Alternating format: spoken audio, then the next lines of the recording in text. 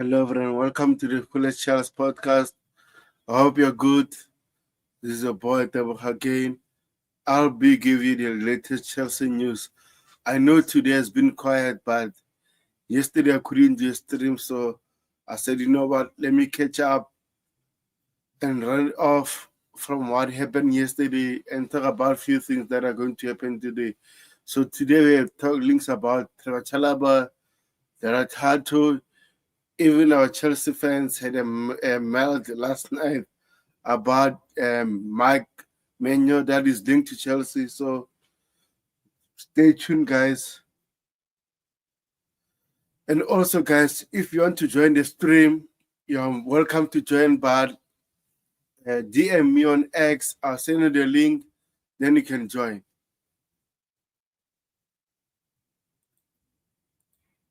So let me go to the first news items that I have here.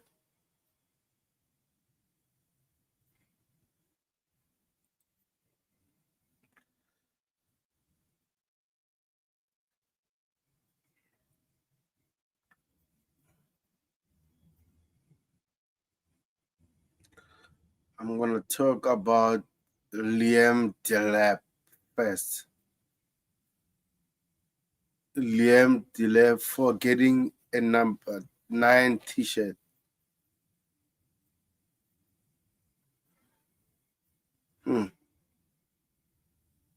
So we're gonna round it off from yesterday talks, right? Okay. So big up everyone that are watching. Please kindly like and subscribe. So this was yesterday's news, right? Official Liam Delap will wear the number 9 t-shirt at Chelsea. So guys, give me your thoughts about this. I know we always have a number 9 t-shirt case at the moment at Chelsea. Do you think Liam Delap wearing number 9 t-shirt might have a case just like rest of other players? Personally, I don't think so.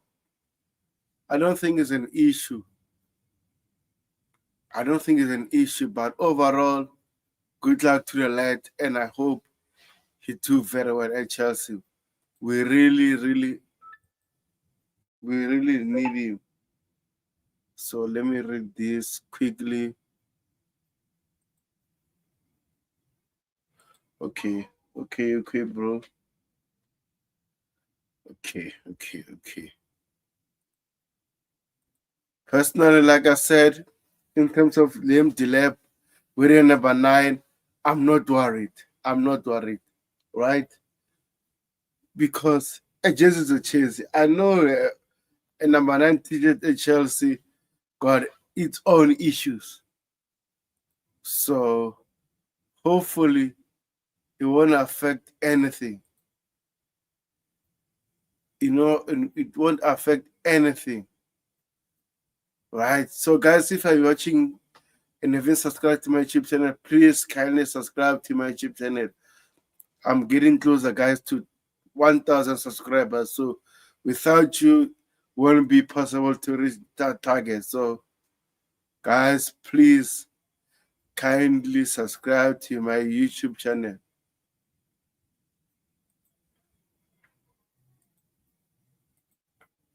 So you let me know what you think about Liam Delap wearing number 9 t-shirt. But I need to do this also. Let me do this, guys, quickly. I want to send a link to one of my friends here.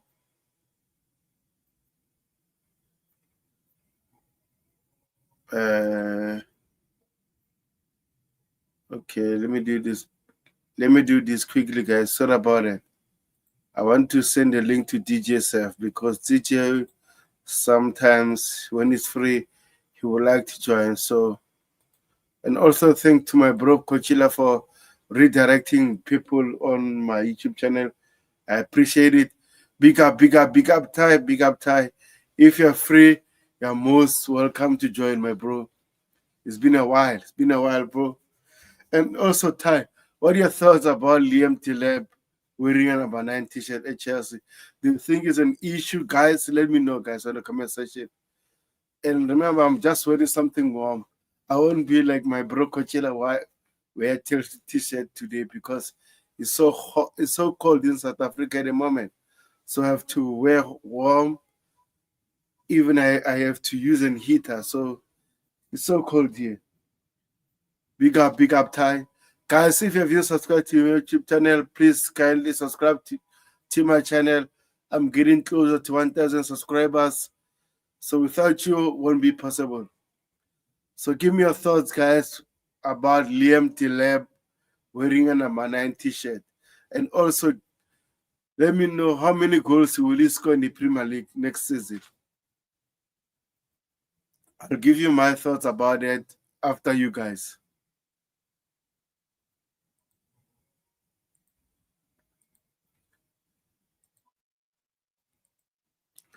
So yesterday we got this news, right? It says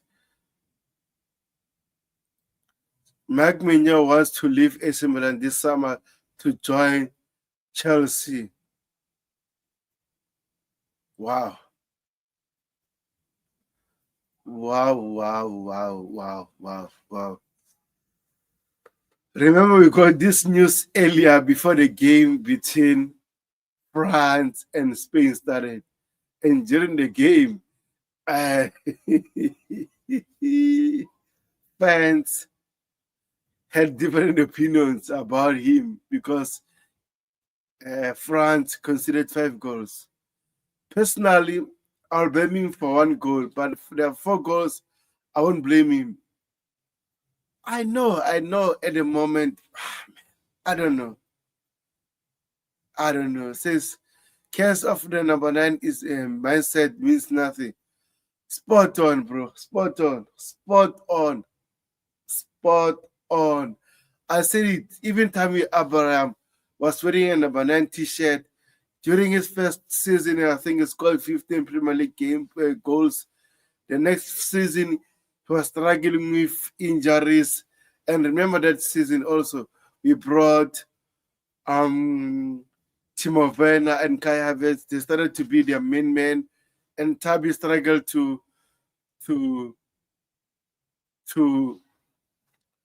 adapt and be in Thomas Tuchel's plan, and then we sold him to Roma. Ty says, I believe Delap will get 15 goals in the Premier League, 20 in all competition. Fair enough, bro. Fair enough. Personally, I said 20 Premier League goals. I know I'm dreaming, right? But the way we are creating chances and we are missing them last season, I think Liam Delap can give us a different dynamic and convert those chances that we've been creating for Nicholas Jackson. So it remains to be seen. But most important thing, I want him to stay fit. I want him to stay fit. My bro HA again says Chelsea must bring big goal scorer like Victor Osimhen. Bro, did you see how much Victor Osimhen is asking at the moment? Let me show you. Let me show you something with Victor Osimhen. I'm going to show you right now. I'm going to show you right now from Fabrizio Romano. I'm going to show you right now how much Victor Osimhen is asking since you want Victor Osimhen at Chelsea. Look, if you know me, Victor Osimhen has always been my number 1. But no, we can't do this. We can't buy this crazy wages for him. Since Al Hilal have now improved their proposal to Victor Osimhen and Napoli to try to reach an agreement soon. Galatasaray has been pushing in the last 24 hours, but Al Hilal keep insisting we have improved proposal over 70 million and high salary to Victor Osimhen. Bro, do you think Chelsea should buy Victor Osimhen? I don't think so, bro. He rejected 20, I think it's 750K per week. He wants higher than that. And what about Chelsea? Do you think Chelsea can offer that? No. I think the ship is sealed. So I don't want Victor Osimhen anymore at Chelsea, personally. I don't want him anymore. I don't want Victor Osimhen anymore at Chelsea. I like him, but I don't think it's realistic to have him.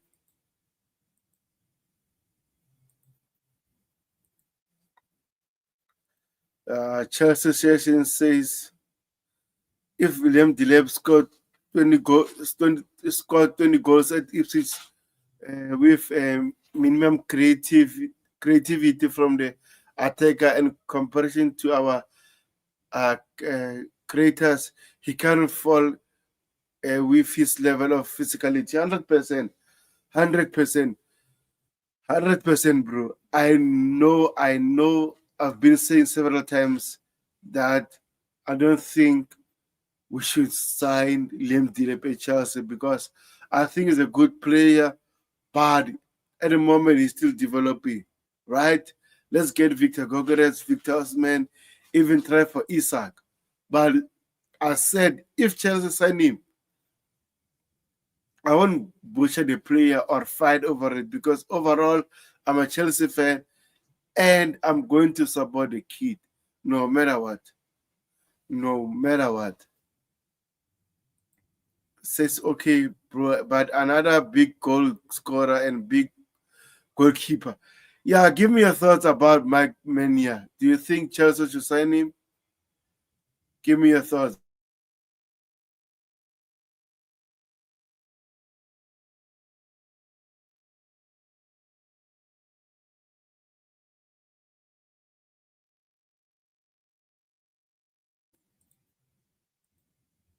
Says last year Chelsea there's no goal scorer and a goalkeeper. Yeah, I agree with you, but we are third best in the Premier League, which is a good stat. We are third best in the Premier League last season, even with defenders that were not consistent, and also with Robert Sanchez, Petrovic, you name them. We conceded a lot of goals, but if we had a better goalkeeper, right, and a better striker, we could have had a better season than what we had, right? Chelsea said, as I said online on X, his running minds remind his running reminds me of Brad of Haaland physical and Declan Rice movement. Wow, this is a big scorer like Cisco.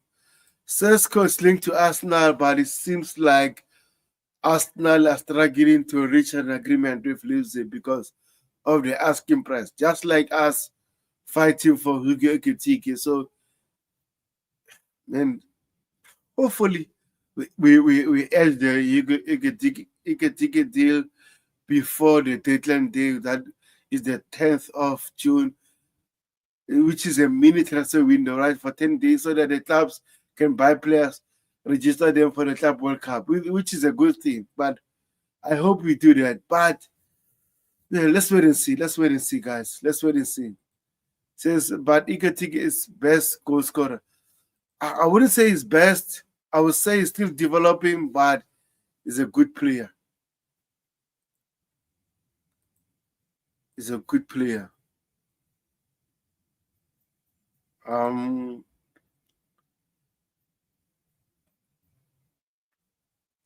Let me share this from Fabrizio Romano, right? Remember, guys, if you haven't subscribed to my channel, please kindly subscribe to the channel. Hit the like button, guys. So according to Fabrizio Romano, says Nico Williams is a priority for Chelsea and Arsenal, but the player is very comfortable at Atletico Bilbao. They want to renew his contract. What did I say in the Chelsea perspective right now?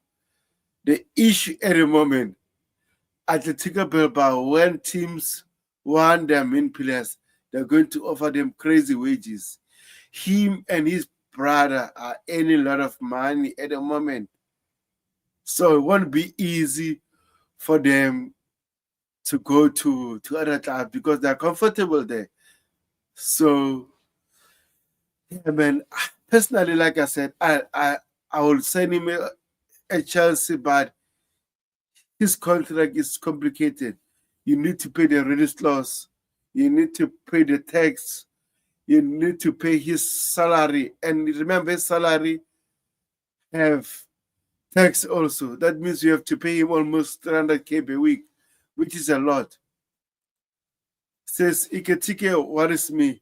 He has a lot to improve in, like Delap, of course, but if we sign him, hopefully he works out. I would prefer we sign a striker like Mateta for some experience. Bro, good name, good name, good name. I would like to sign Mateta, but the issue, Ty, right, is our policy at the moment.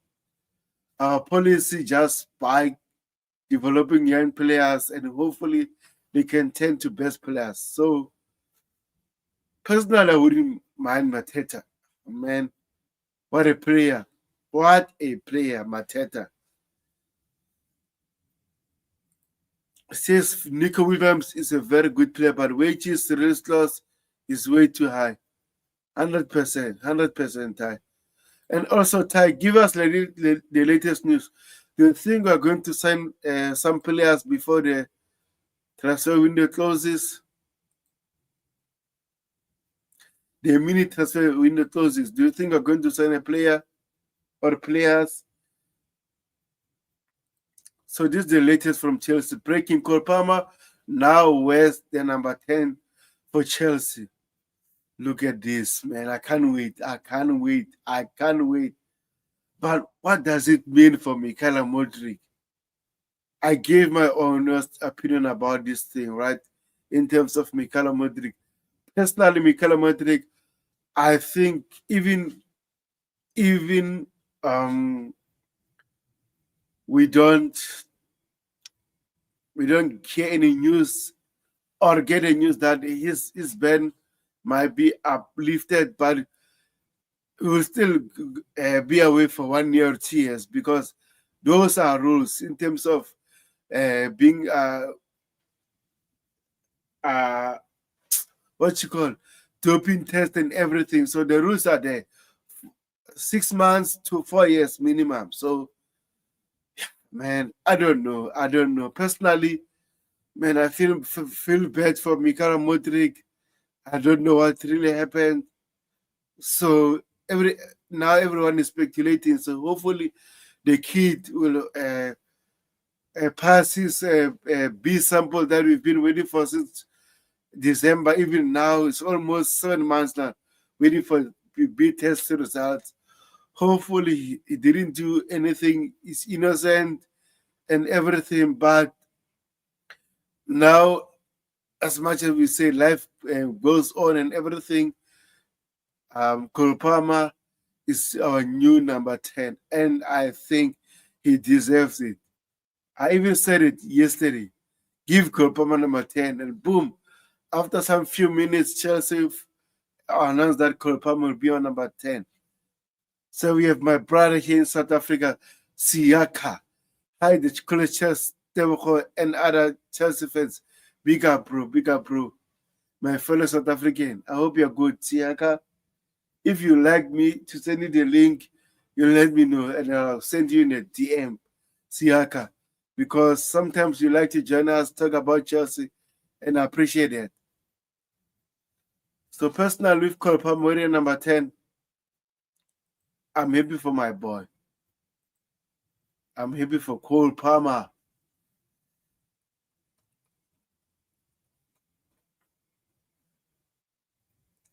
So I'm gonna go one by one the news that we had yesterday, even today, because the news that I'm sharing now was from Fabrizio Romano today.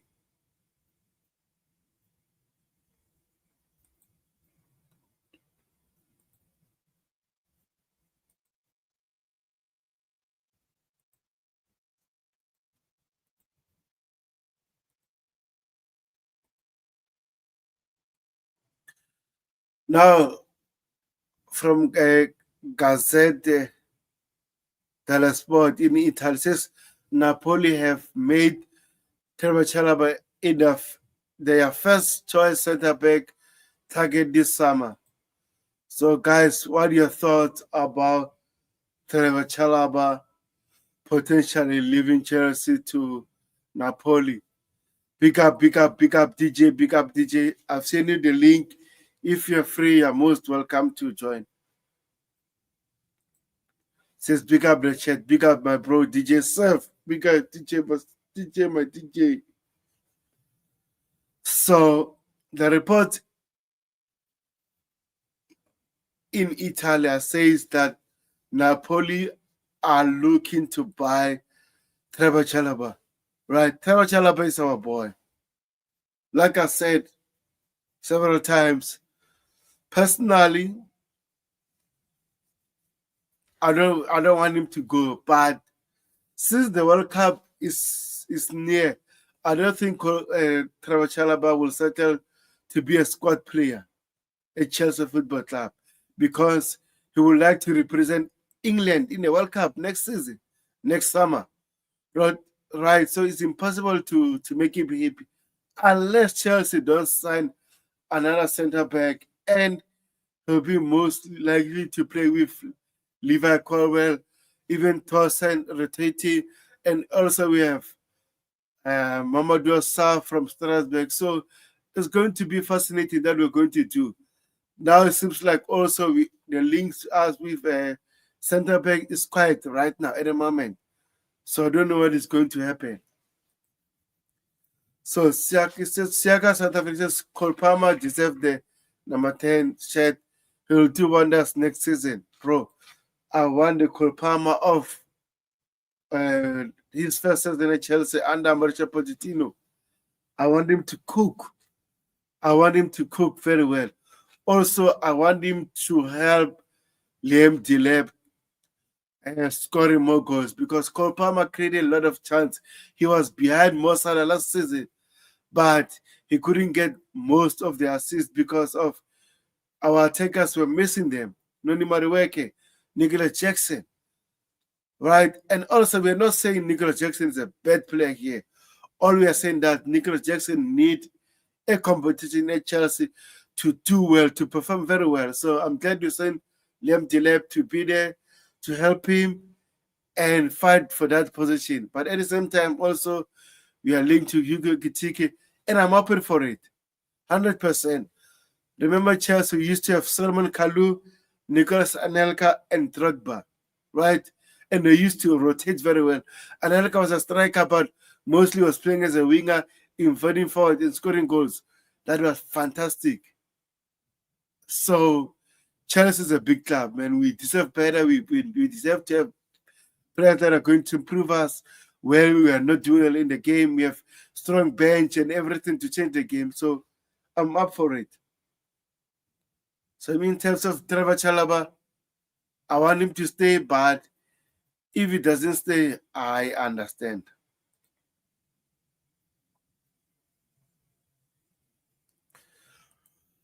I understand.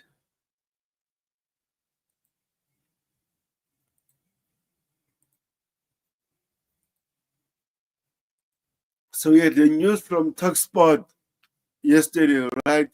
West Ham have rejected a player plus cash deal from Chelsea for Mohamed Kudus. Chelsea were willing to offer the likes of Robert Sanchez and Chris Gibson in exchange for the Ghana international.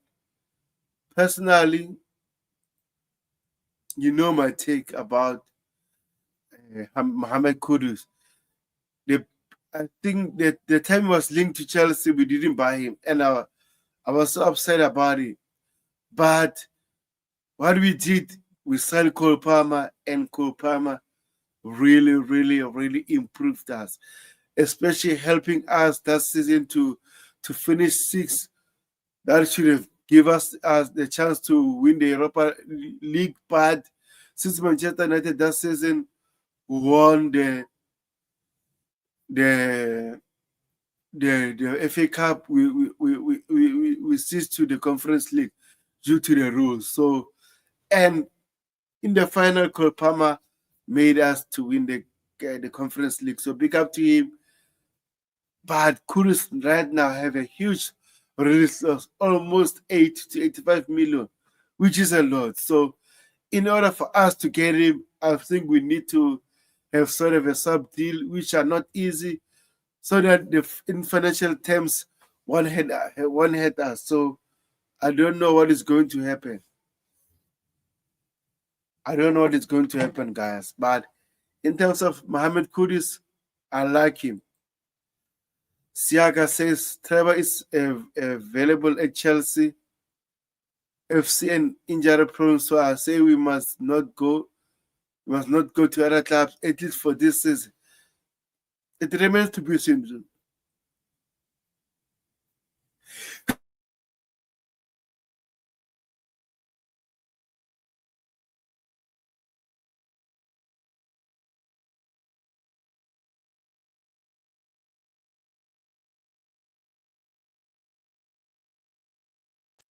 Oh, sorry about that, guys. Kudus is scrapped. I don't know. Bro, come on, Kudus is a scrap. Are you kidding me? Check price. Okay, bro, I'll check him right now. Sorry about that, guys. God bless me.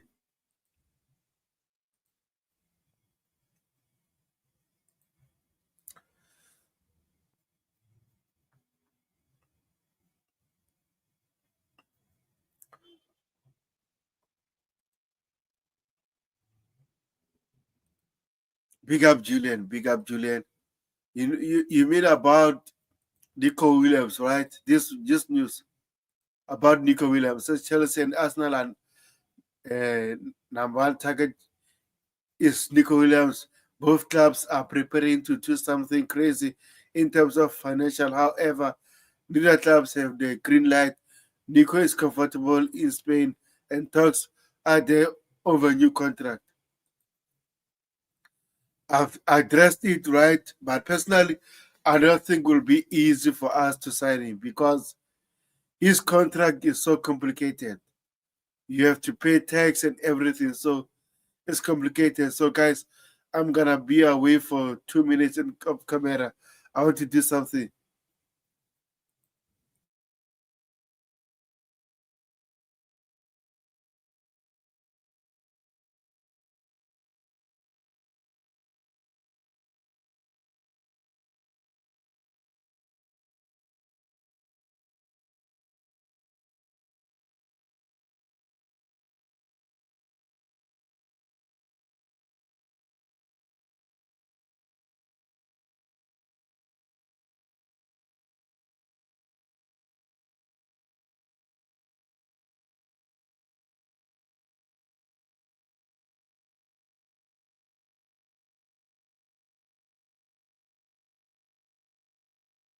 Yeah, I'm back, guys. Sorry about it. Oh man, I don't know if I'm catching cold and anything.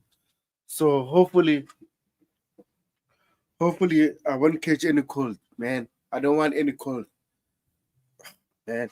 It's winter now in South Africa, so it will be hard for me to not wear warm clothes. I'm back, guys. I'm back, guys. This is never going to happen, bro. If you can check right now, right, Atletico Bilbao at the moment, him and his brother, right, Nico Williams, Inaki Williams and Nico Williams are earning a lot of money. And they always do this when their best players are linked to several clubs. They do this. They offer them crazy wages in order for them to reject Chelsea or other clubs. So this is what they do, and they make a release clause more complicated.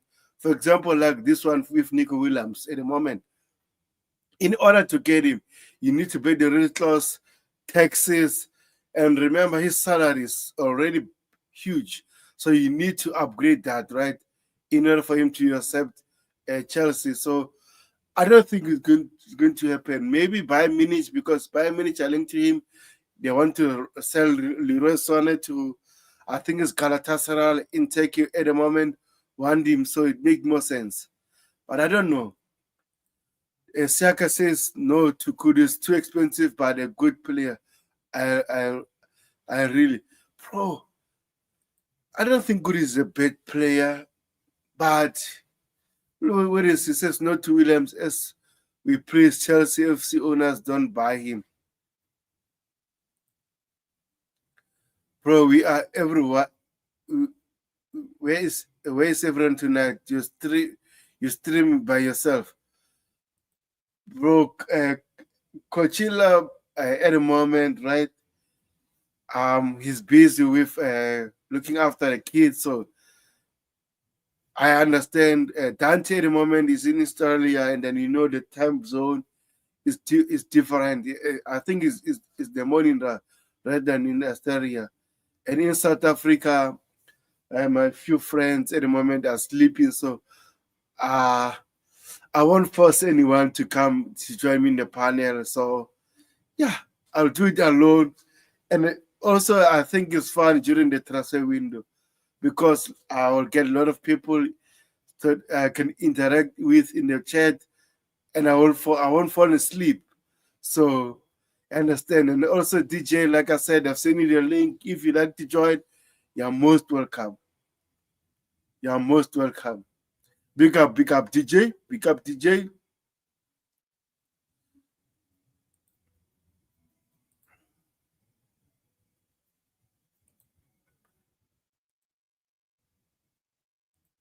So let me check this one. Guys, if you're new, if you subscribe to the channel, please kindly subscribe to the channel, guys. Please kindly subscribe to the channel, guys. Please, please, please.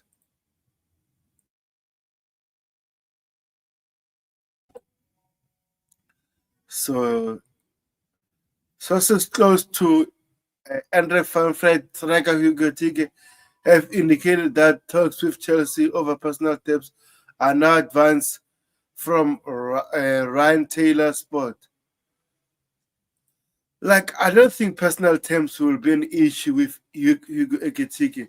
I think the issue at the moment right now is his release clause, 84 million.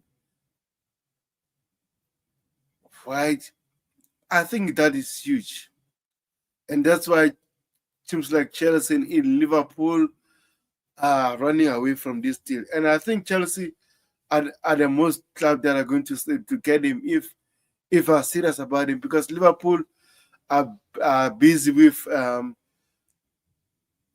foreign vest deal, and it's so expensive for them. Even they're busy with Kakes from Panama. So I don't think Liverpool will get him also, but they are there according to several sources. So let's see what is going to happen. Personally, I wouldn't mind Hugo Ekitike at Chelsea, but if you don't get him, get me Victor Gyökeres. But I don't think we're going to get Victor Gyökeres because we signed Liam Delap. Because I think Liam Delap and Victor Gyökeres, I think they're similar profiles. And then Hugo Ekitike is a different profile. So I don't know. So what about the goalkeeper department? A new goalkeeper? It seems like we are going for Maignan. So let me do this. Let me check here. What did I do right now? Oh man.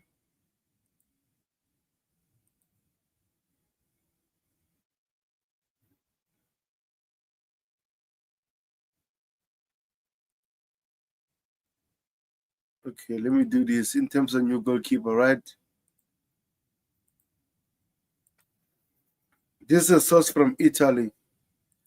Says Allegri is going to try to convince Maignan to sign a new deal, but is attracted to Chelsea right now. Chelsea won't go above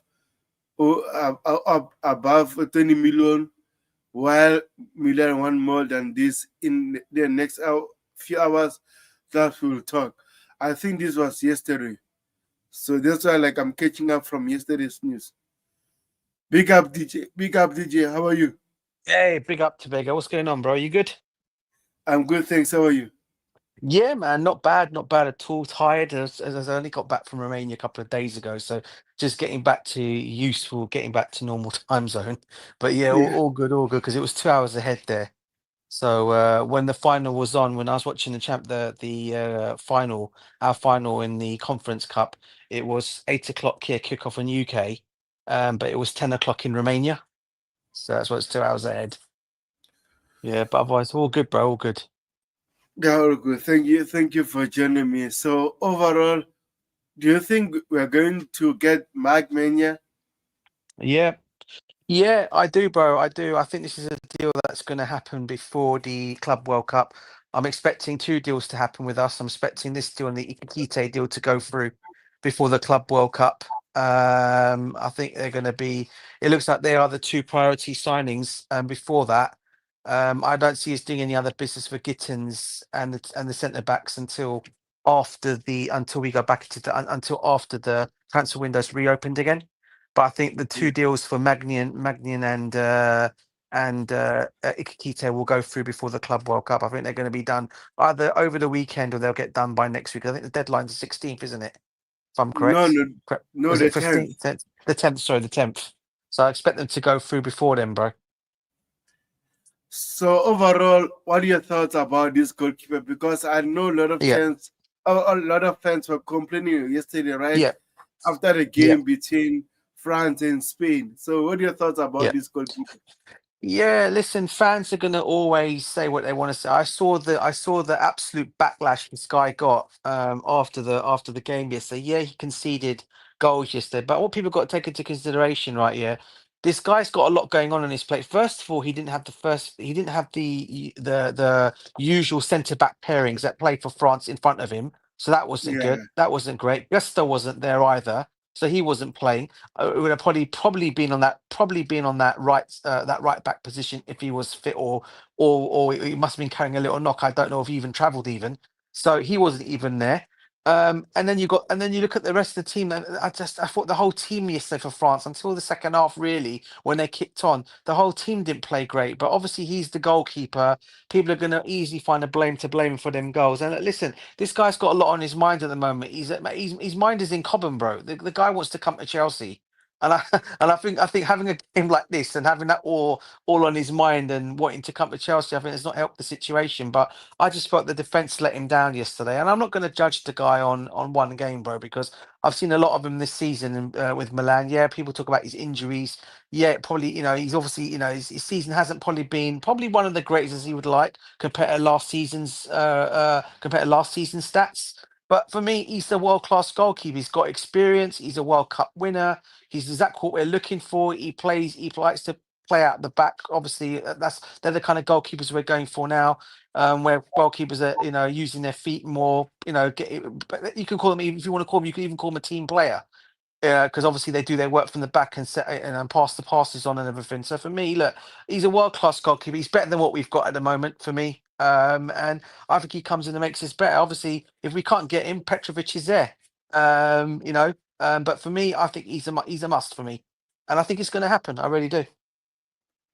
I agree with you. Personally, I hope it happens because, like you said, this goalkeeper for me is world class. And then you Yeah, can't define a player for after one game or after one season, right? So you can't do that. You yeah, can't really do yeah. that.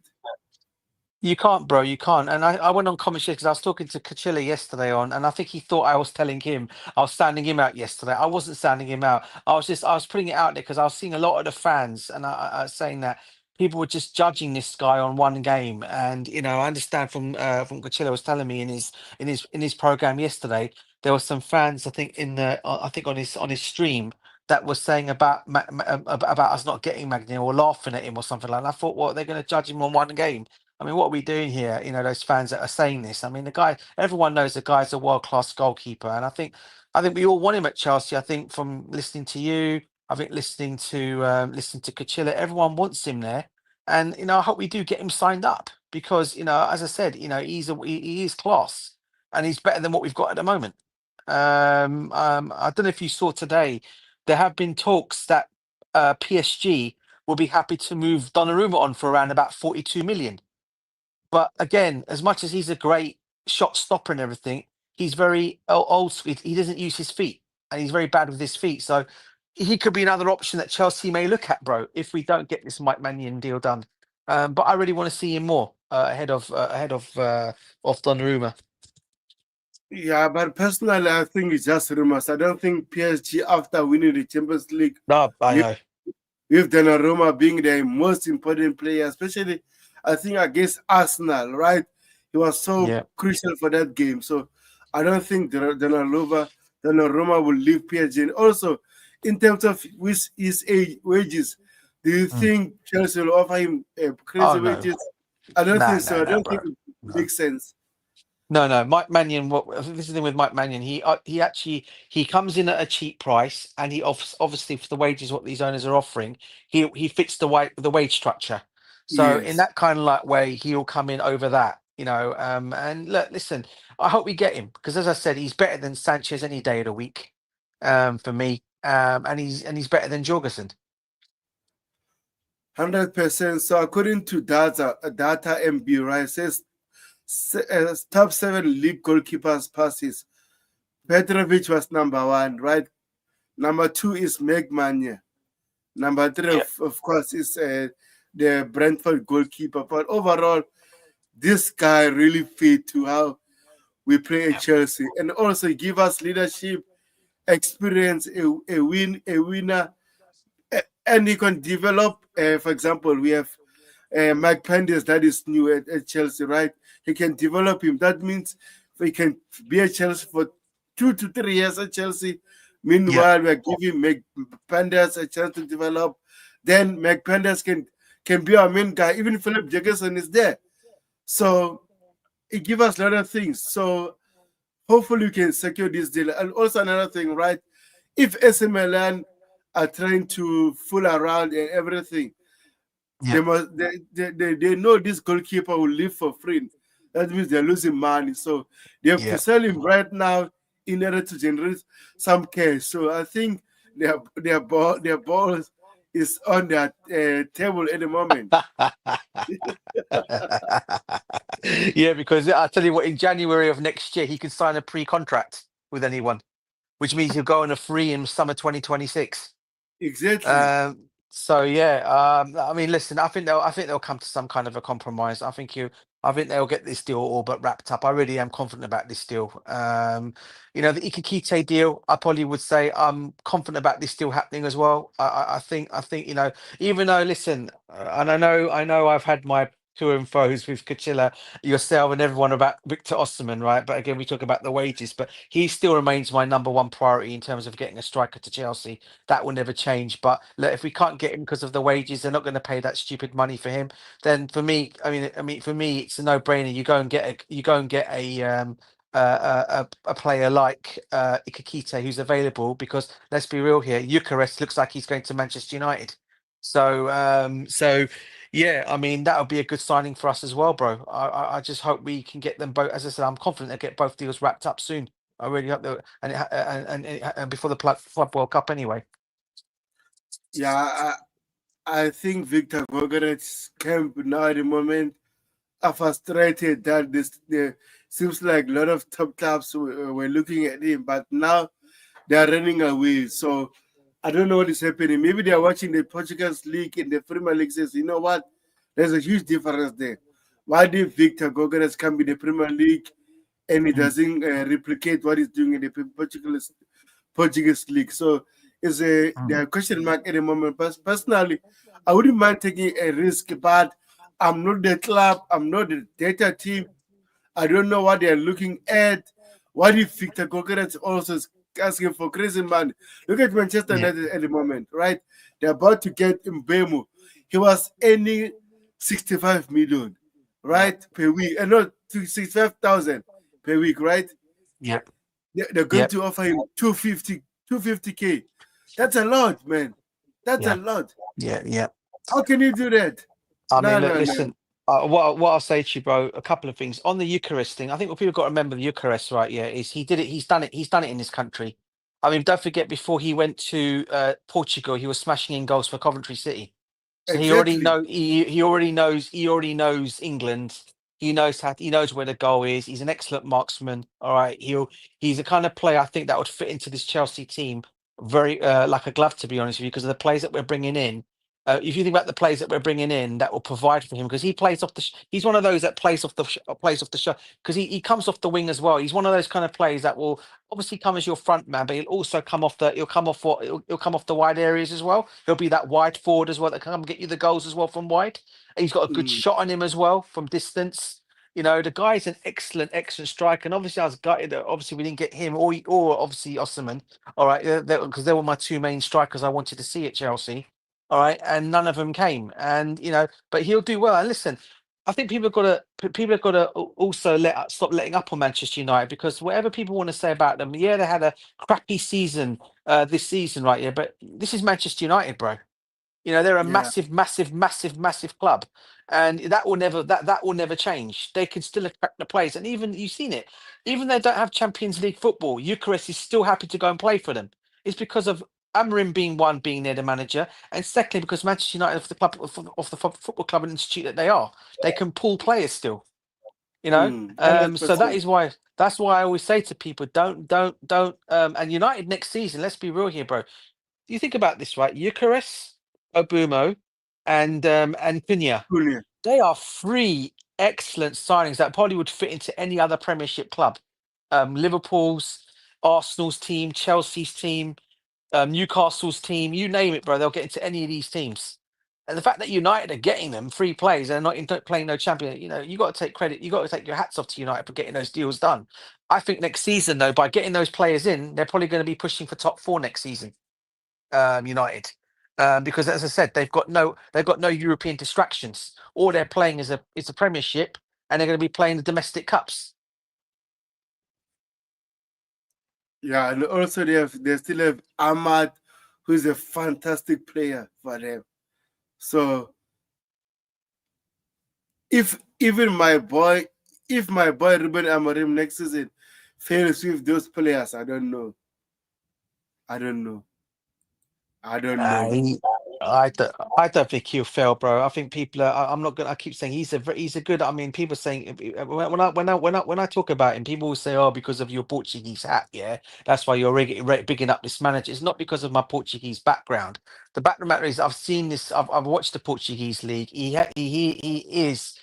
was and is one of the best upcoming young managers out there that any club would take. Don't forget, he was linked with Liverpool not so long ago.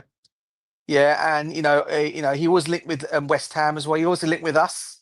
Well, I thought we were going to Yes. pull off the deal last season to get him before obviously we got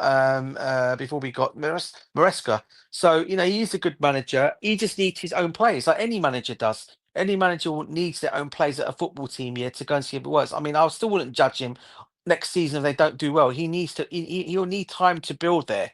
And United is in a rebuilding project. They are in a rebuild, and they're already starting for them to start off their rebuild with a boomer, Cunha, and also Eucharist. That for me, a start as a rebuild. And don't forget, there's Martinez. Talk of Martinez from Aston Villa being their goalkeeper as well. I mean, they're four excellent signings for United, and this is a team that's not got Champions League football.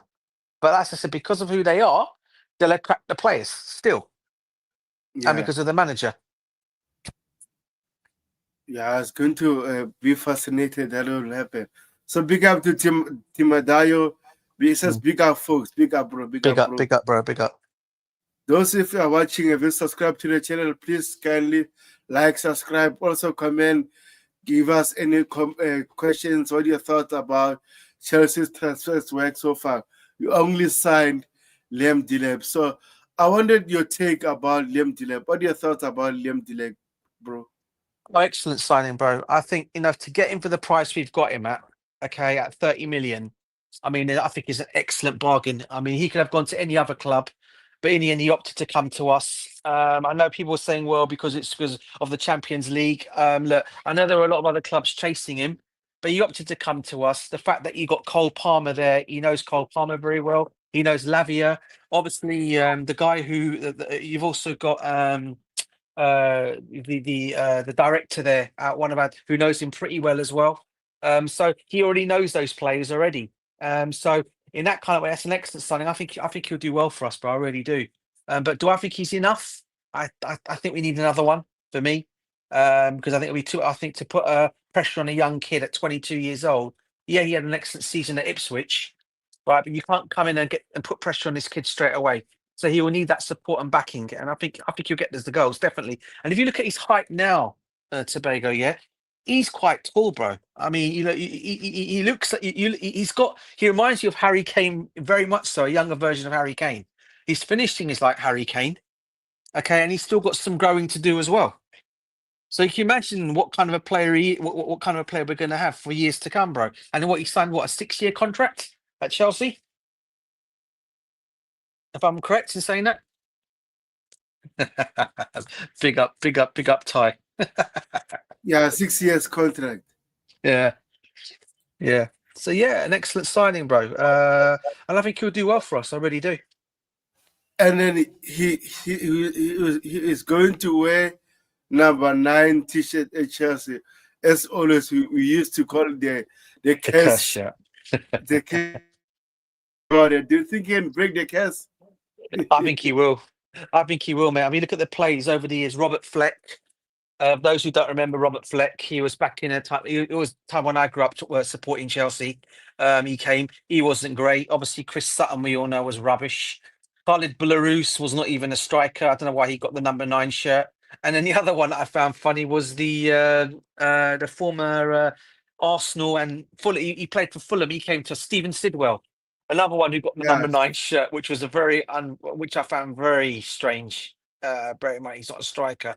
Obviously, we've heard others that have failed with it, but listen, it's also worked well for others. Jimmy Floyd Hasselbank, it was an excellent shirt for him. It was an excellent shirt for Kerry Dixon. Going back to my time of supporting Chelsea as a child, growing up, yeah. Kerry Dixon used to wear that shirt number. It was brilliant for him. So yeah, I mean, it's not a cursed shirt for everyone. Yeah, I know it hasn't worked out for some of the strikers that have come there, but it also has worked out for some strikers. So yeah, I think it'll be good for. I think he'll break the curse and he'll bang us the goals that we need. 100%. And then I just wanted to read his quotes because I saw 2 minutes clip of him interviewed at Chelsea, and then he mentioned something. So this is his story. He says, "I understand the stature, the stage of this club, and can see the trajectory it is on with those players and the head coach. It's going to be an incredible place for me to develop, and I hope to achieve amazing things here and help the club to win more trophies." And also to follow up on that, he says this. He says, I wanted to come here to win trophies. When I spoke to the club, everyone wanted to get back to the very top, and they have the quality and the do so. The hunger and the desire to keep adding trophies to take the club back to where it belongs. That is the main objective. So, what are your thoughts about it? Yeah, bro. I mean, yeah. I mean, look, everything. Yeah, I think it's everything. I think he said more or less what all the Chelsea fans want to hear. I think he does mean it. I think he goes. He's been following the club's progress for quite some time. He said, to be fair to him in his interview, when he was spoken about it, and it's something he was. He said he seemed like he was talking like he's always wanted to come to Chelsea the way he was talking. So I mean, I know it's one of those things they say. They when they come to join a new club, they obviously have to put the words out there. But I believe in what he's saying. I think he will. I think he will come and make a difference. I think he says he's still got. He even knows himself he's got still learning to do. And that's the good thing. And he's happy to come and learn. And the fact that he's obviously working with Maresca again. He knows him pretty well from Manchester City days. Obviously, it's Cole Palmer, Lavia. So for me, yeah, he's more or less come. He's more or less, if you want to call it, more like it's like him obviously reuniting with his former teammates from Manchester Yeah. City. So it's gonna. I think he'll do well for us. I really do, and I think people have got to. People are thinking it's not going to work out for him. That out there, I think it's going to work. I think he'll break the number 9 curse shirt and get us the goals that we need. And we've got him for years to come as well. Yeah, but he's still young, man, and I hope he do very well at Chelsea. I hope so. So we have the news last night also from yesterday from the Ben Jacob says Victor Gokras is open to a move to Manchester United even without a Champions League football. Gokras is also one the name under considered at Chelsea.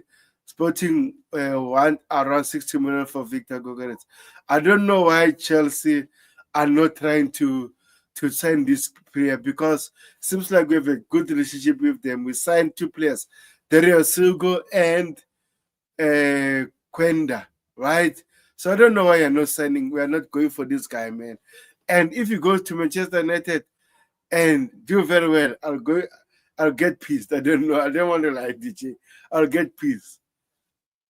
Yeah, listen, bro. There's no doubt in my mind he's going to go there. Wherever club Victor Gyokeres goes to, right? Sorry about that. That's my wife in the background. Sorry about that. She's just turning my daughter off because she's No delaying her problem. food here. Yeah. Basically, okay. Basically, Gyökeres for me will do well at any football club, bro. Wherever club he went to, and he's going to do well at United as well. Because if you look at the players they're bringing in, the players already that are at their football club already. Yeah, he's going to have a lot of he's going to have a lot of players providing for him, and he'll finish. And he can also make things happen at himself. As I said before, when he plays off that wide side, he can come as a wide forward. He'll bang in the goals. So don't think I don't think he's going to come to United and not do bad there, mate. I think he's going to do very well there. And for the price they're going to get him at, that's a snip for him. That's actually a snip of a price to get him at the price they're going to get him for. 27 years old. I don't know what his wages is going to be. People are talking about 300,000 a week. I don't know how true that is. But yeah, he's going to do well there, mate. I don't doubt that for a second. Sorry to disappoint you in that way, Tobago, but he's definitely going to do well at United, bro. Oh man, 300,000. That's a lot because I think it's earning 60 or 70 at Sporting.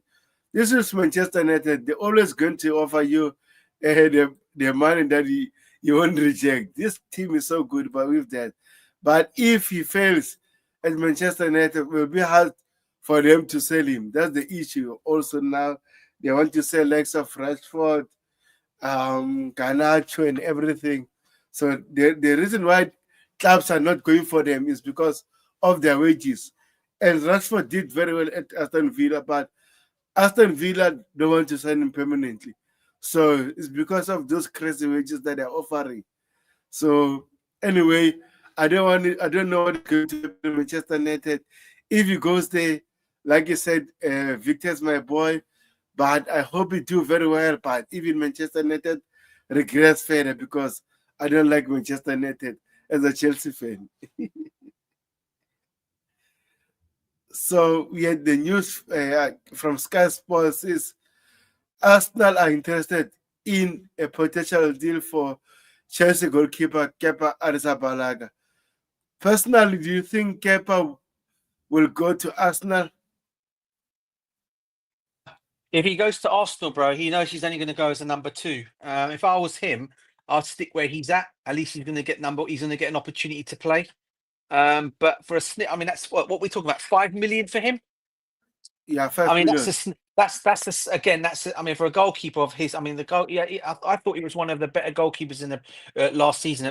Done very well in the Prem last season. One of the better, if you like, one of the better goalkeepers there. And if you can put that same kind of performance down, Arsenal are getting a good goalkeeper. But I cannot see for the life of me him going to Arsenal and sitting on the bench being a number 2 to Raya. I just don't see that. So hopefully he stays at Bournemouth.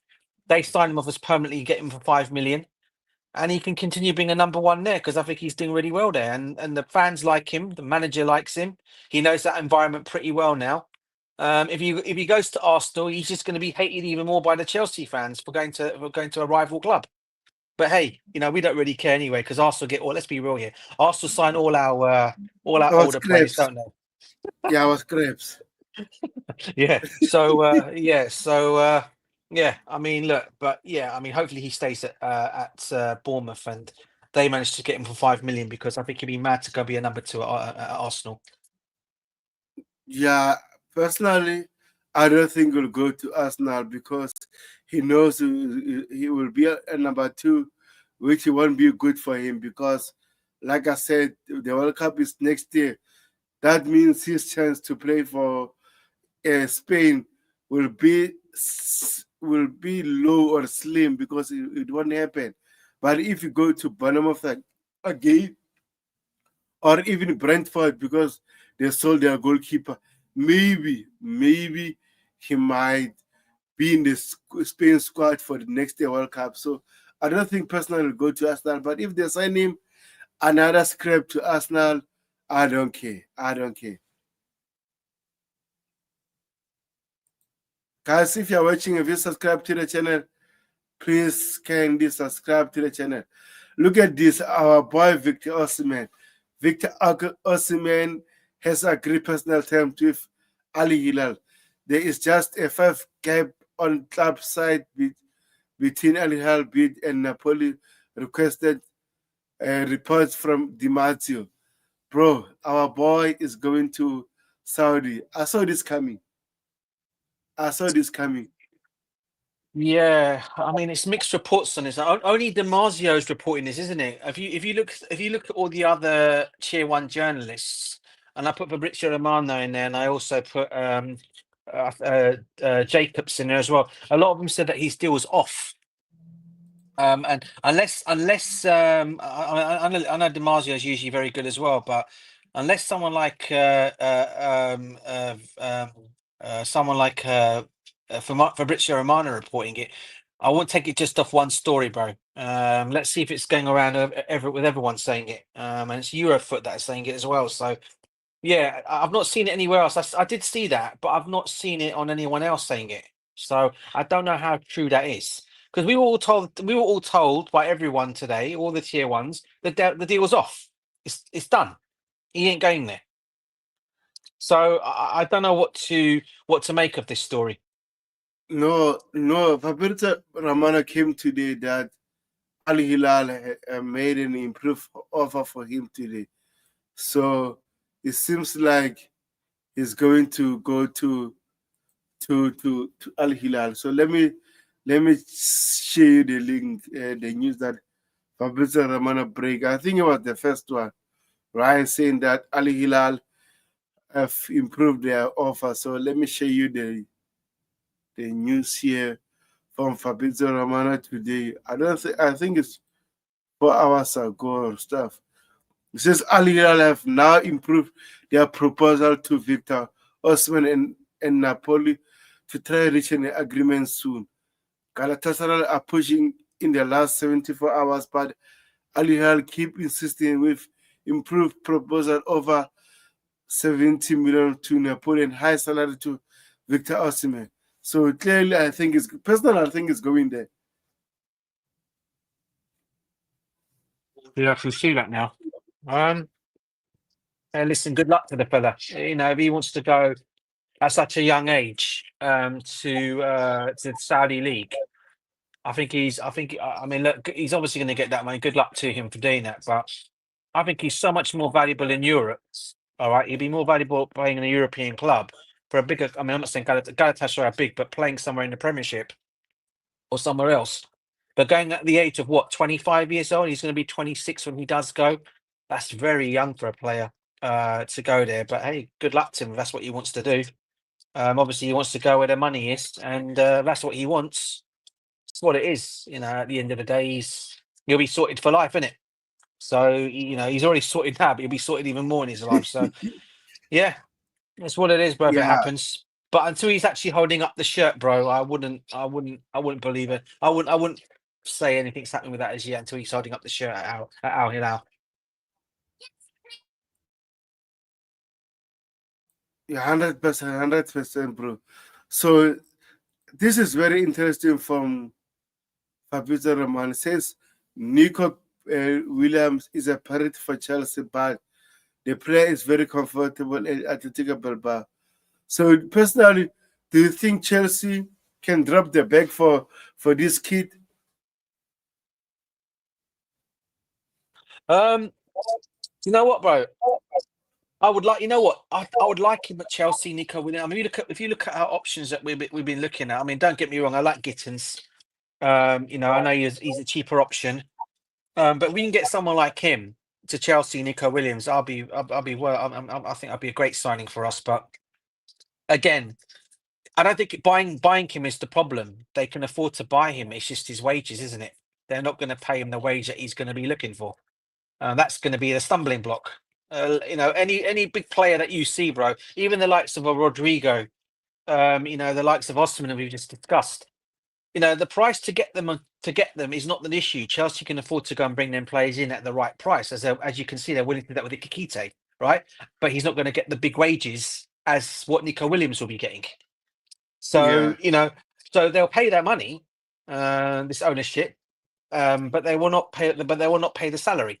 So again, this is one of the reasons why when we say that we're just put in there usually, bro, as you know, just to up the price for them. So Arsenal, we're used as a lot of these deals that happen. Chelsea's name's always put in there because they want to obviously cause a bidding war, between the player and other clubs. So yeah, let's see. I don't think it's going to happen. As much as I would like Nico Williams at Chelsea, I mean, I would like Liao at Chelsea. That's not going to happen either.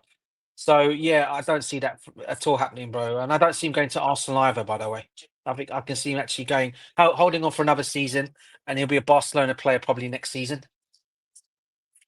You know my issue, right, with this player, Rafael Leao, right? His work rate, my only issue.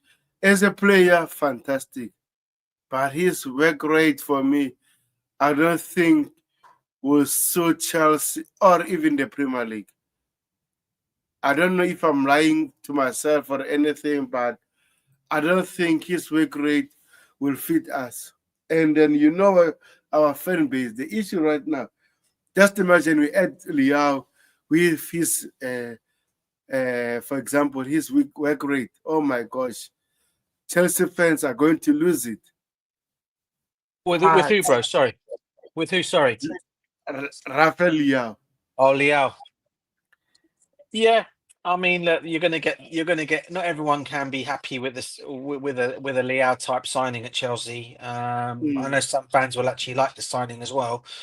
But yeah, I mean, like I said, it's just as I said, it's very unlikely Liao would happen anyway. I think that I've seen strong links to Bayern Munich today. Bayern Munich really want the player. It seems like he wants Bayern Munich. So it's a matter of them getting the money across, and Bayern Munich don't generally Bayern Munich tend not to buy big with players. So whether they can afford to bring someone like Liao and then also pay him the wages that he might want is another thing as well.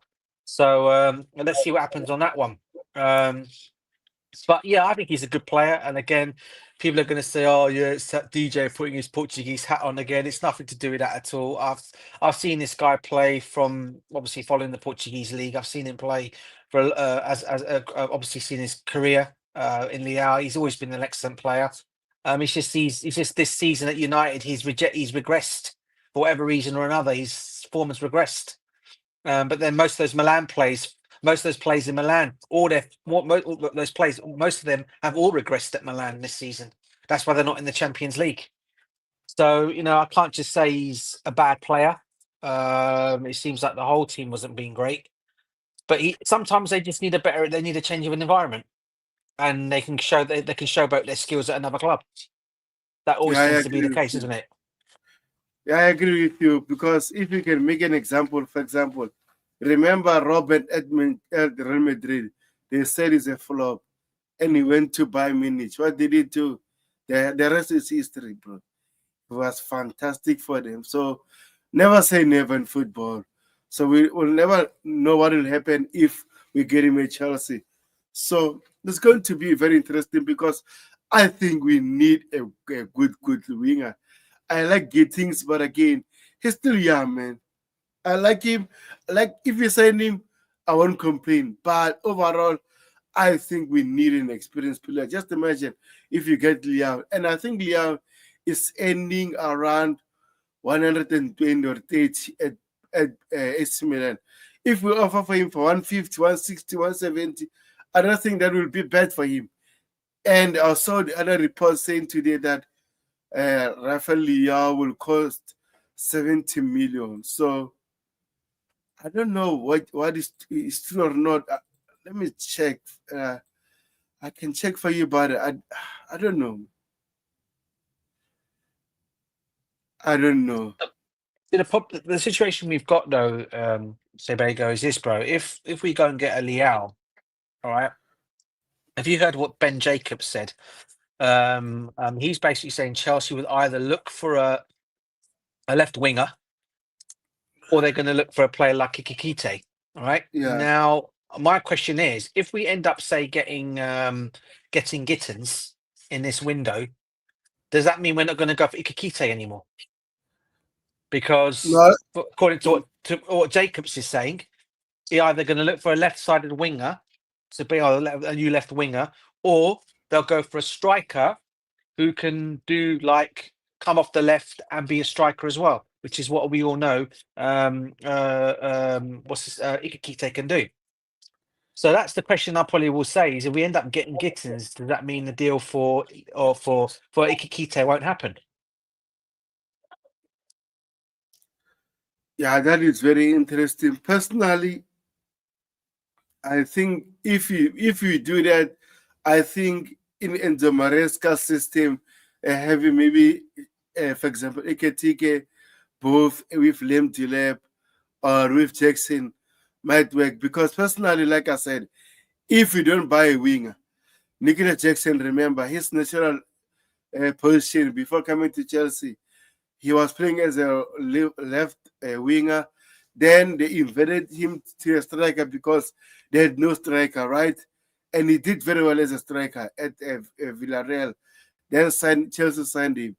But if you check Jackson's attributes, he will fit well playing a winger. So I don't know what you think about it. For example, if when we be able to sign a new winger and we sign only Higitige, don't you think Nicola Jackson as a winger will do well for us? I think he could do well for us, bro. But I don't think he'll stay. Is my honest take. I think he'll. I know people are saying he'll be comfortable with another player coming in there, but I don't think he will. Let's put it on several ways, right? Yeah, when he got that red card against Newcastle, a lot of the fans fell out with him. And because he missed the last 3 games, and we had to more or less not struggle, but we had to struggle with our last 3 games to get into a Champions League spot without him as the main striker on the pitch. Especially we know with Nkuku being injured, and obviously Mark Guehi, he's only just come back. Yeah, so he kind of like made us be out, and I know there was a lot of fans that were turning on this guy. And obviously he got us that. Obviously he made up for it. He scored that goal in the. For me, look, I've got no issues with Jackson. Yeah, if he stays at Chelsea, I'll be very happy. But I know there's a lot of the fans out there that want to see this guy gone for whatever reason or another. They want to see him gone. If the right money comes in, a lot of people are saying just sell, get your money and sell. Yeah. Now there is interest coming in from him. I do believe Atletico Madrid are looking at him. Yeah, yes, Um, Atletico Madrid. I also understand Aston Villa are looking at him from here. But because of their financial situation, they might not be able to bring him in because they have to sell before they can do anything anyway because of their PMOL charges things, right? So they can't buy as much as they'd like to. And there's other interest from other there's other interest in him from other clubs in Europe. So but the thing of all is, the owners have said already that if he does come out, they do sell him. They're going to want 50 to 60 million to get him off the books at Chelsea to sell him on. And I know Manchester United is also admirers of him as well. So there are a couple of clubs in here that could take a punt on him. I just don't think if you're bringing someone like Ikikite and you bring Gittins in there, right? I don't think he's going to be happy. I think he'll want out. Yeah. And the club have already said, look, they don't want to sell him. Maresca likes him, but they won't stand in his way if a good offer comes in for him. And so I can see that happening if you get Ikikite and Gittins in as well. I just don't see him sticking around. I hope he does, but I just don't see him hanging around. He might. Personally, personally, DJ, right? When I started this stream today, I said the time we were watching Chelsea, right? We used to have Drogba, Nicholas Anelka, even Solomon Kalou, right? And we had a healthy competition because overall the team was performing, winning trophies for fun. So if for me personally, if we sign Hugo Ekitike, right, I want Nicholas Jackson to stay because, like I said before, the season under Mauricio Pochettino, the reason why Nicholas Jackson he was on and off because he didn't have a competition. He knew that he was going to play every game. That means, for example, if he can score for 5 games in a row, he know he'll play the next game. Last season, the same thing in the Premier League. He was playing every game, right? He didn't have any competition. I know we said Nkunku, but Nkunku is not a striker. So there's no way Enzo Maresca will prioritize Nkunku more than Nicholas Jackson. So this season now we signed Liam Delap, right? And we're about to sign Igetike.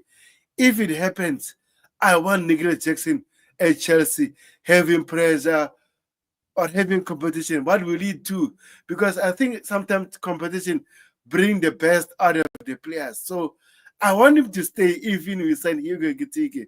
So before I let you know, before I let you talk, big up to Bros. He says first time here. Big up, Hopefully bro. Big up. first time and forever. And please kindly subscribe. I'll appreciate that. So what are your thoughts about my take, bro? No, listen, bro. It's a fair take, and look, I don't disagree at all, bro. I want him to stay as well. I hope he does stay. Hopefully, he'll seize healthy competition in front of him. Okay, and he'll say, you know what, I want now that I've got the competition, I want to perform more. That will take his game up to levels. Yeah, and I think that's what we need in this team. You know, if we're going to push on Exactly. to do better next season, and listen, with this team we've got now, I'm hearing already people saying already coming out of some of the section of the family, they think we can challenge for the Premiership next season. All right, which I think is a very long stretch. But because of the signings that we're making, a lot of people are now thinking we should be challenging next season if we get all these signings in. Right.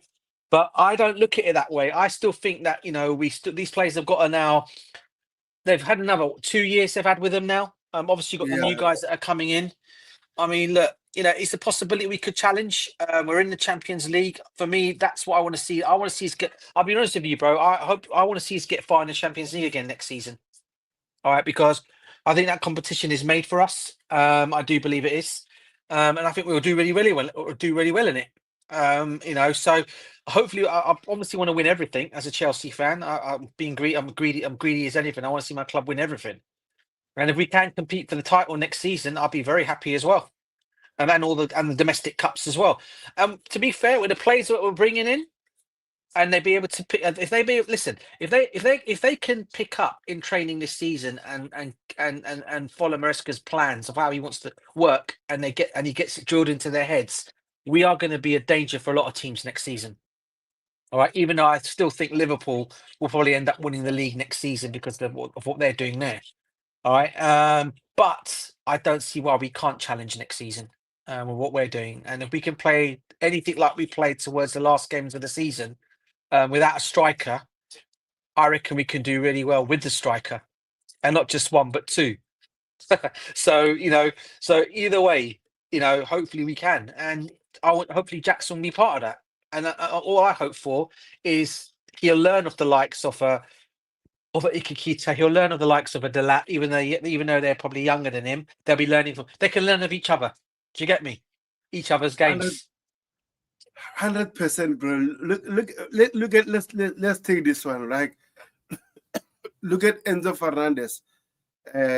Last season, he knew when Lavia was fit, he was going to be dropped. But after knowing that, he upped his game, creating chances, scoring goals, making assists. And every time Lavia is back, Enzo Maresca had to play 3 midfielders and play Moses Caicedo as an inverted right back because he knew Enzo up his game. So that's why I say healthy competition bring the best out of these players. For example, next season, we're going to have Andre Santos and Dario Essugo. And I'm telling you right now, Enzo will do more. Moses Caicedo will do more. Lavia will do more because competition is there. That's why at Chelsea Football Club, we used to have players that fighting for their places, not players playing for the sake of playing. No. We can't accept that. Chelsea Football Club is a big team, bro. Players should fight for their position. They should not come at Chelsea and think that they're going to start every game easily. I don't think so. So healthy competition is needed. But bro, this is the news from I think it's Florian Plettenberg, right? About Liao. Says Rafael Liao wants to leave AC Milan, and the club have been informed. I understand they want at least 70 million guaranteed. Liao is on a buying list and overall, I don't want to talk about buying, but this is his price tag. You see right now, if for example, if you buy Leah, I think this money is fair enough to get him. So do you think we can get him, even though we have a good relationship with his agent? I think it's Mendes, right? Do you think we can get Liao if Bayern can get him? Anything's possible, bro. Because look, as you can see it right there, bro. Right, as I said to you before, if you read on, if you look on the actual thing, it says here that Bayern, where is it? Bayern are currently not preparing to make an offer. Now, what does that tell you about Bayern Munich's finances? Yeah, okay, they don't want to even make an offer for him.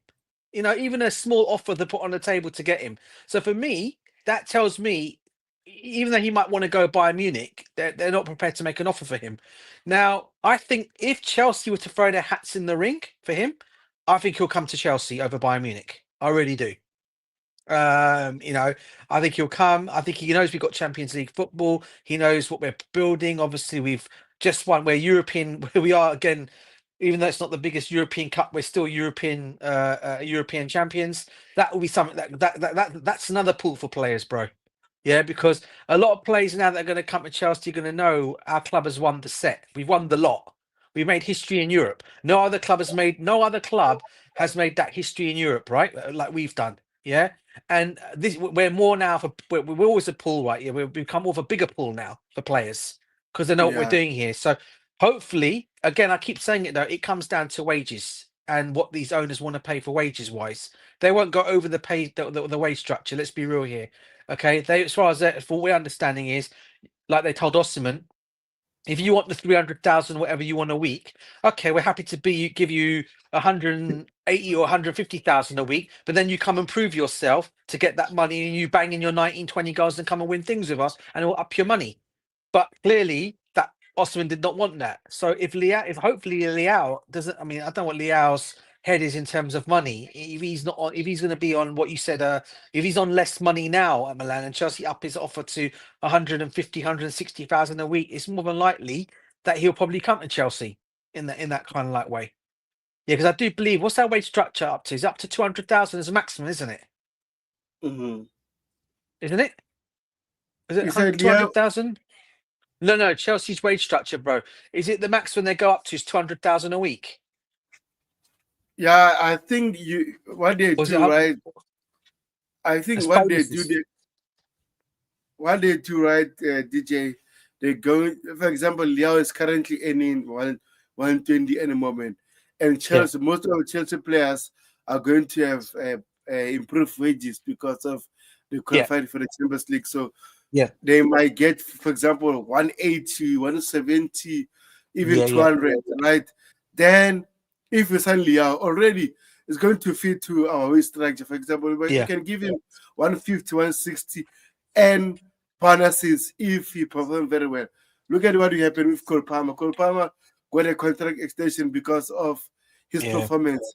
Because Mrs. Caicedo, he will be the next one because we saw the reports that Chelsea are looking to extend his contract. So overall, Liao at Chelsea know that is going to play because at the moment we need a left winger and we don't have anyone there. So if he comes to Chelsea, he knows that guarantee he goes to play that position. Also, we are in the Champions League. Also, we are going to challenge for everything. and we are bigger clubs. So yeah, man, I don't know what's going to happen, but you know what, Mendes with his madness with Chelsea. Yeah. Yeah, I mean, look, I mean, I think Palmer's gone up to 130,000 a week now. Since we've won he got that they've got that 20% increase. I think Reece James has now gone up as well. I think he's the highest paid. I think he's the highest earner at Chelsea at the moment is Reece Yes, it's James. the highest. So yeah, I mean, look, again, like I said, Liao would be a great signing for us. I just think he needs a change of environment. People will see the real Liao again. He'll be able to come over, show his skills, show his showboating because he is a he's an excellent winger on his day. I think he's one of the best around. And you know, sometimes when you're in the wrong environment and things are going the way they are, as they have done for Milan for the whole season, just gone, you don't always perform to the highest levels. And I think all those Milan players did not perform, including Christian Pulisic as well. Maignan also didn't have the best of times in goal for them as well. Mm. I don't believe Fikayo Tomori's had the best in defence for them. So they've got quite a few players there that you would look at and think, they're not dealing with Loftus Cheek, another one. So look, if we can get him, I'll be happy. But as I said, I just don't see it happening though. But let's see. I might be wrong, bro. I might be wrong. Yeah, as long as the transfer window is open, anything is possible. So we had this from Sam Macalbell says Chelsea have engaged in early discussion for Mohamed Kudus, who is keen to leave, especially for a club that can offer Champions League football. So overall, what are your thoughts about Mohamed Kudus? And then, do you think Chelsea should sign him if he's available in the market? Listen, he's an excellent player. Let's be real. I mean, I know when I know the season West Ham signed him. I went to Yeah, Chelsea to get him, and I do believe that was 2 seasons ago. yes, When two they got him seasons from ago. Ajax, and I went to Chelsea to get him. And they missed out on him. But I think what held him back was he was injury prone. I do believe he had a bad injury. I think it was at Ajax they got him from, wasn't it? And Yes, he had a bad injury, but West Ham still took a punt on him, and he came back and he's performed very well. Look, again, he's another player. I think again the question I need to ask on this one is where do you play Kudos? Because he'll either come wide right, okay, and let's be real here, he can play as a wide right winger. He can obviously come in that midfield as well, which we've obviously got a lot of midfield already there. So where do you play this guy? I mean, I would like. I mean, if I would say, okay, give competition, but then where would you put him? Because don't forget, you got Estavo coming in as well, so he could more or less stop Estavo's game time as well. So where would you put Kudos? I think he's an excellent player. I think West Ham's I think he's at the wrong club now because I think this guy needs to be playing Champions League football. I think he's proved it enough now. He's worthy of that opportunity. And look, listen, if we get him, I'll be happy. But my question will be, where do we fit him into this team? That's my only question. Unless you're going to get rid of a couple. I mean, obviously, Dewsbury Hall will end up being sold. Then you're looking at the wingers. Obviously, we know Mihailo Mudryk is not playing anymore, but he plays on that left side. The other two places really, there's three players that you can put there. I mean, Madueke's right wing. You've got obviously Neto, and then you've got Estavo coming in there, and Mohamed Kudus usually plays on that side, doesn't he? yes. So you need to get rid of one of the wingers, unless you bring him in and they end up selling Madueke to Newcastle. Yeah. You see, I knew he was going to say that. Typical. No, he's not lazy. He's just, as I said, he's in the wrong environment, Kachilla, bro. He needs a new club.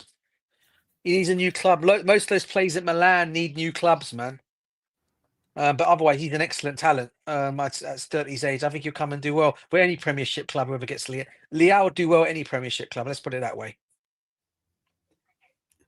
and also, DJ, I think we've been linked to this kid, right? Rogers from Morgan uh, Rogers. Yep, yeah, seen those links. Yeah, another Manchester City prodigy, I understand. We're How many bringing all goals? Manchester City. We're bringing all 8 Manchester goals. City players to Chelsea, bruv. Yeah, go on. Sorry. Morgan Rogers. What do you thought about this kid?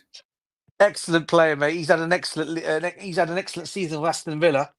I mean, their price they're looking what 75 million. I understand is his Yes. sell. They're looking to buy him. Any club that wants him. Mm. Look, there's a possibility he may have to be sold because of their PSR issue. So there's a possibility they may have to sell it, cash in on him. Him is either going to be him or it's going to be their striker. What's their striker's name? Watkins. Who? Watkins. Yeah, Ollie Watkins. One of those two is going to be sold in this window, I think. Um, I know. Mr. Good Evening Emery wants to keep him. I think he'd be more happy to sell Watkins than Morgan Rogers. So I don't think he'll leave Aston Villa this season, despite their issues. I think he'll stay another season. And if Villa don't obviously make Champions League next season, because I do believe they're still in the they're in the Europa Cup, aren't they? Yes. Yeah, so they're still playing Europa. That's let's be real here. That's Emery's favourite competition at the European competitions, isn't it?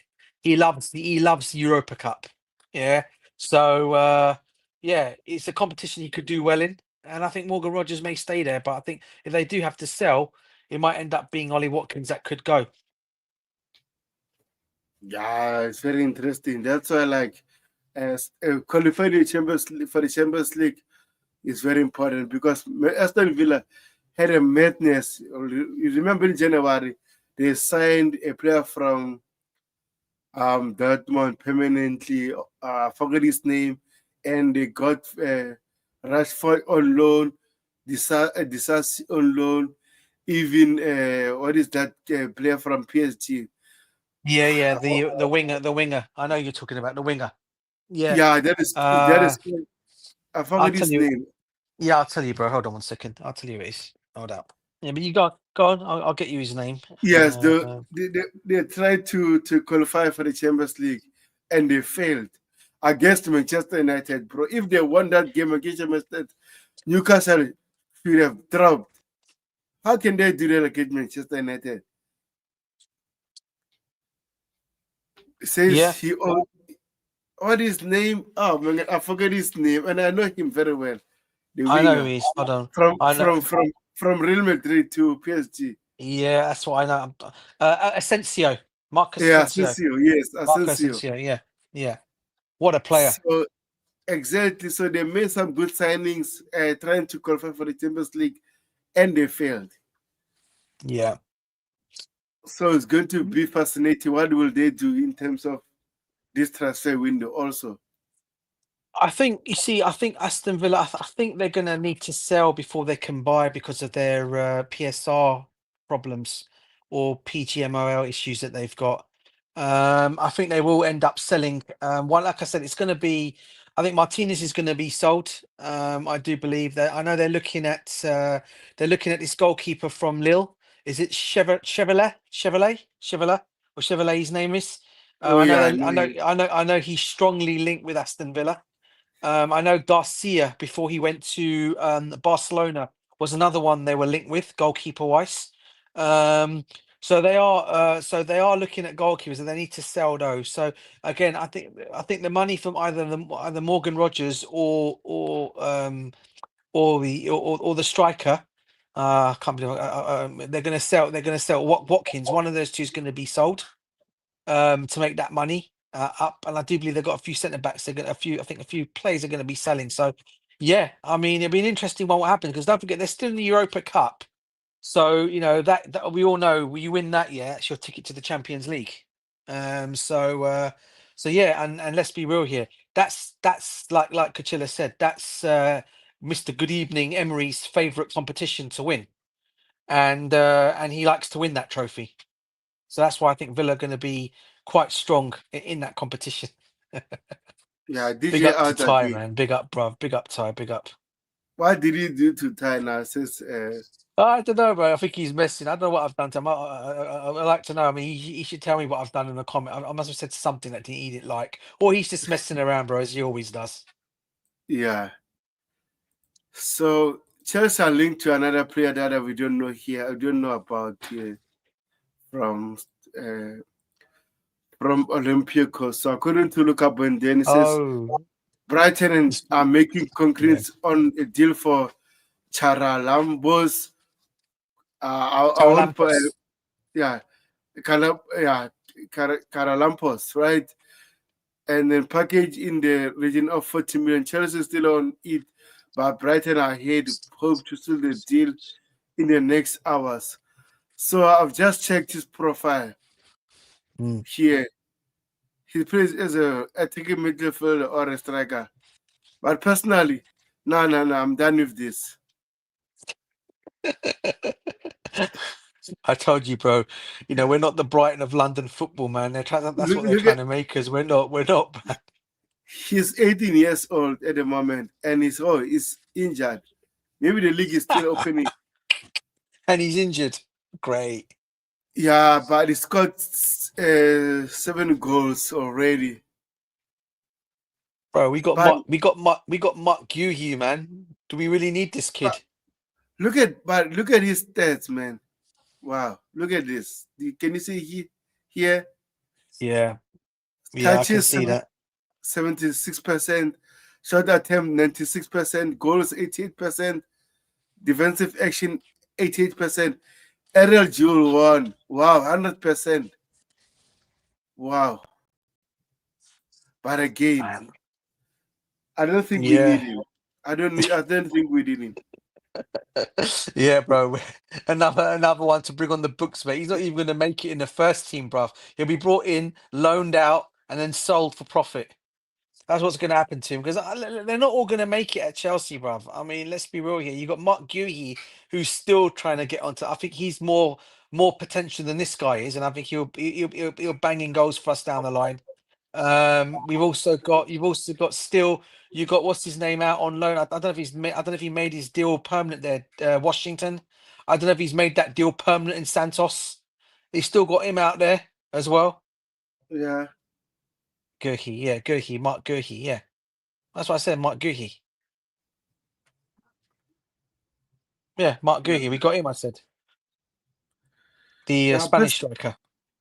personally, I will prefer him to go on loan. What about you, TJ McGahey? Yeah, he's probably going to get a loan. I think there's talk of Ipswich, isn't there? That could be taking him on loan. Yeah, Yeah, I think it would be great for his development. They're gone. with Ipswich, I think things might change because as Tottenham Hotspur sacked their coach, right? And Tottenham won their Brentford coach, and Brentford want Karen McKenna to coach them. So I don't know what is going to happen. So what are your thoughts about the coach says normally in my second season I win a trophy and he got Mm. sacked. What are your thoughts about it? Oh, Postecoglou. Yes. Oh, bro. I mean, look, he's probably got to go down as probably one of the most famous speeches, as Jose Yeah. once said in his one. I think I'm a special one, right? I Yeah. think when he came out and said, when he came out and said, I guarantee I'll win a trophy in my second season. And he whatever he said, he was spot on, mate. I think the way he's been sacked by Spurs, I think, is disgraceful. I think he won them a trophy, but he had a really, really crap season in the Premiership. I think he's a good manager. I think he'll find another. I think he'll find another. He'll find the next. He will find another big club. Um, but they're going for Thomas Frank, who I understand is their front runner, to be Yeah. the next manager. Now, I'm making my comparisons now. As much as I think Thomas Frank is a good manager, right? He's not really won anything in his career, and yet they've gone and sacked a manager who's not only won them their first European trophy after how many years, okay, but who's also won Scottish titles in Celtic. He's For won fun.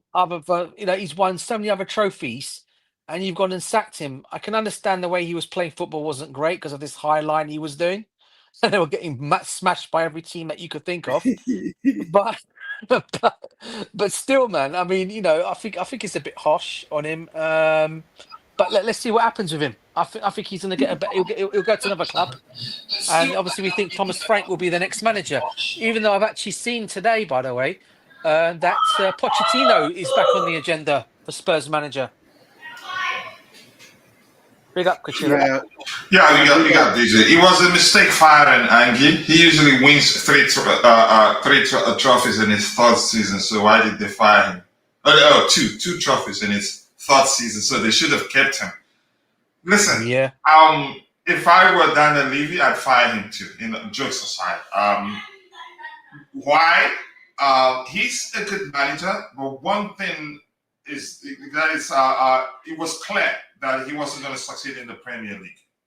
He could, had he stayed, he could still win them something outside the Premier League. But in the Premier League, he could get them relegated the way he plays. Talk about a manager being one-dimensional. That'd be funny. Spurs relegated, bruv. Yeah, honestly, talk about a manager being one-dimensional. Angie is a prime example of that. Even if he's 10 men down and has only his goalkeeper, he will still ask the goalkeeper to play a high line. So I wouldn't have kept him if I were Daniel Levy too. In all honesty, so good decision to let him go. yeah, Yeah. Go on, Topeka. Sorry, bro. and I read the other stat says in Premier League history, Tottenham Spurs are the first team to lose 22 games and stayed in the Premier League. So that is horrible, man. Look at it. How many levels before the relegation actually? Just look at one, right? Oh, how many? Yeah. And by how many points? I mean, the disparity is huge. They were never at risk, but just the point that the fact that they ended the season there in the first place, I mean, should get the owner concerned. Yeah, I get you. Listen, you've made, great points, Kuchela. I get where you're coming from, and yeah, where Spurs finishes, come on, it was probably their worst ever finish shot I know since actually watching the Premiership. I actually remember seeing Spurs finish in such a bad position as they did this season. So yeah, I get where you're coming from in that way, bro. But I also think at the same time, you look at the manager they're going to go for now, in Thomas Frank. I mean, the first question I'll be asking the new owner, obviously asking Daniel Levy if I'm Thomas Frank, is what am I going to how much money you giving me to go and spend on players, because we all know they're in the Champions League. Is he going to get the funds to go and get the players that he wants, and are they going to be the players that he wants or the players that the director? I do believe their old director's gone back there. I understand, so he's back on there signing all their players. It's going to be an interesting one to see who they're going to buy if he's to be the next manager. But like I said, I honestly think that that Postecoglou will get a job. He'll end up getting a job somewhere else. I think he'll end up getting I think he'll be for another not big in club. the Premier League. Not in the Prem, not in the Prem, bro. Not in the Prem. Not in the Prem. But I wouldn't take that risk. Maybe he goes back to Celtic, bro, or goes to Rangers or somewhere like that. It's too much. Yesterday, it was simple. It was easy to see that Spurs are in trouble. Just his stubbornness alone. Honestly, I realized earlier on in the season that they are in deep doo-doo. And that's exactly what happened to them. He's not made for the Premier League. And how stubborn he is, I think he could get them relegated, really. Yeah. I mean, I don't think we'd have been upset any of us on this panel had they got relegated. But anyway, yeah. I mean, but he's gone now. But I mean, look, let's see what happens, bro. I mean, who do you think is going to be their favourites? I mean, I'm saying Thomas Frank, but I've also seen links better than him. He can be pragmatic. I've seen links to he's excellent, actually. Go ahead. Sorry. So, bro, I've seen links to Pochettino as well today. I don't think they'd give him another chance. Yeah. I don't think so. I don't think they'd give him back that. Because I'm quite sure they saw what happened at Chelsea, what happened in the US. And it wasn't like those two instances I mentioned. It was not as if they happened like 10 years ago. It was in recent years, so probably no. I think they go for, you could say, a more I don't know. I would say they will be cautious after spending how much they've spent, and just the only thing they have to show for it is the Europa League trophy. I think the only thing that lacks for Thomas Frank, because I think he's a good manager, but I don't think he's got any European experience, has he? I would Managing in the just stick Champions with League, it. I mean. You can say he hadn't. You can say he's not had the opportunity to show what he's capable of doing, but he's proved that he can make do with what he has with smaller teams, able to get them to play as a unit, win games, be pragmatic as he should be. I think if he gets the Tottenham job, I think he would do better than Ange and even Pochettino actually. Oh no, definitely. Oh, that definitely, because he'll put a team out that will play the football the right. It won't be the high line game. No, he'll put it for the back. No way, no freaking way. Yeah, and also I wonder what will happen at Spurs right now, because with Thomas Frank at Chelsea, my issue was that can he do well at Chelsea at a big club? That was my question mark. But now, if he goes to Spurs, I'm going to see what he will do there, because remember, coaching Brentford and Chelsea is huge difference. Look at Potter. I thought Potter at Chelsea will do well, personally, but man, he failed for me personally. Potter. That's why I'm skeptical with these coaches. But overall, never say never. Look at Enzo Maresca. They said he'll fail. Oh, championship coach. What did he do? Top 4 in the Conference League. And I think that was the objective from most of the Chelsea fans. I think he's, in my opinion, is smarter than Pochettino. He did what Pochettino didn't do. Potter didn't do that either. When we were struggling, they didn't change things around. For instance, prioritizing fixing defensive lapses that we had under the two both managers that I just mentioned. They just kept going like that. But in this case, he realized we were shipping in a lot of goals earlier on in the season. Then he prioritized taking care of that. Did that by bringing in Lavia and benching Enzo Fernandez for a few games, and told people Enzo will come back, but he has a problem that he needed to solve. He had a problem that he needed to solve at the time. A very smart manager. I give him credit for that. I'm not saying he's perfect. I will always say there are things I wish he had done differently. One of which being how he managed the availability of João Felix, which I argued that he could have actually, created, maybe, for lack of a more specific term, a healthy relationship between João Felix and Cole Palmer, which had he done that, when Cole Palmer was out of form, João Felix could have been available to take his place and do an equally good job, or maybe an even better job, you never know, because there's a good player in there. But that's by the way, my point is, I think he's a very smart manager. And I don't know why I haven't done it. As I'm saying, I'm going to make a video analyzing how he changed things from the start of the season, from the scattergun approach to a more reserved, to more conserved approach maybe. Then we started scoring less and less goals after we started struggling. But then again, we started winning games and not conceding quite a lot. If you paid attention, you'd realize how intelligent he is, actually. Yeah, 100%, Coachella. Agree with you. But also another thing, right?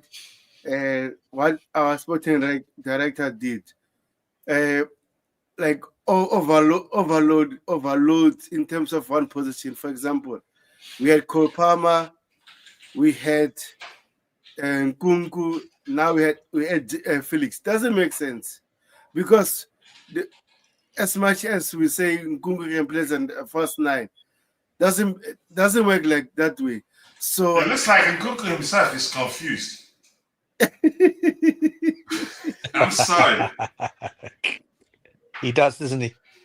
Yeah, he does. Proper. Big up, Chelsea Ultra. The first time seeing you here, bro. So normally to hear Chelsea perspective.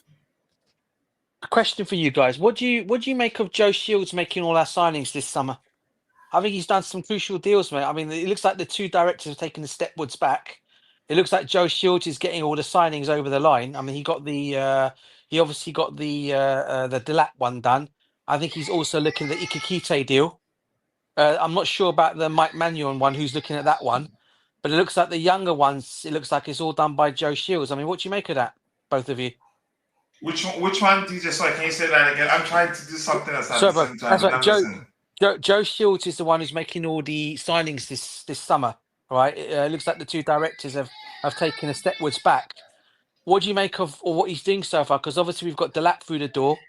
It looks like Ikikite is being done by him as well. What do you make of what he's doing compared to what our old directors have been doing? Are you happy with what he's doing so far, Joe Shields? And here's the thing: frustration can lead to people not judging things objectively. Since they took over, I would argue, for me personally, I haven't seen, and again, nothing, again, I haven't seen anything that I'd say warrants me criticizing them, honestly. I'm not sure how I should phrase that correctly, because the truth remains that whatever they're doing, they're following orders. They are following the plan that's in place for the project. And I think I may differ, but in this case, I'd say we're actually making progress. And today, if you remember, even when we were losing games, we actually didn't lose too many games because Maresca, he started changing things around to ensure that bad period didn't last. And it didn't last, actually. I think he turned it around. He did turn it around quicker than a lot of people thought he would. My point is this. We're making progress. And for me, it looks like we're headed towards the right direction. And I've always said that. I don't see reason enough to start saying they don't know what they're doing. It just wouldn't make sense to me as an individual. They're following the playbook if they have one, but I'm just saying they're following, you can say, the plans they have for the project. But I think, as you can see, now the signs are that we're signing more experienced players. We're looking to mix things up. We're not just looking at young players. That doesn't mean they will stop signing young players. But one thing I've always known, all the young players they're signing, we're not signing all of them to come join the first team. It's more like we're herding players because football has changed from a financial perspective.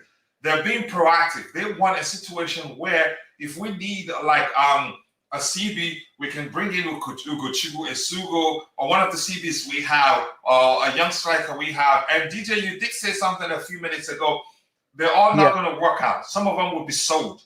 Yeah. For PSR reasons. And you cannot blame them for that. There are too many rules now. Yeah.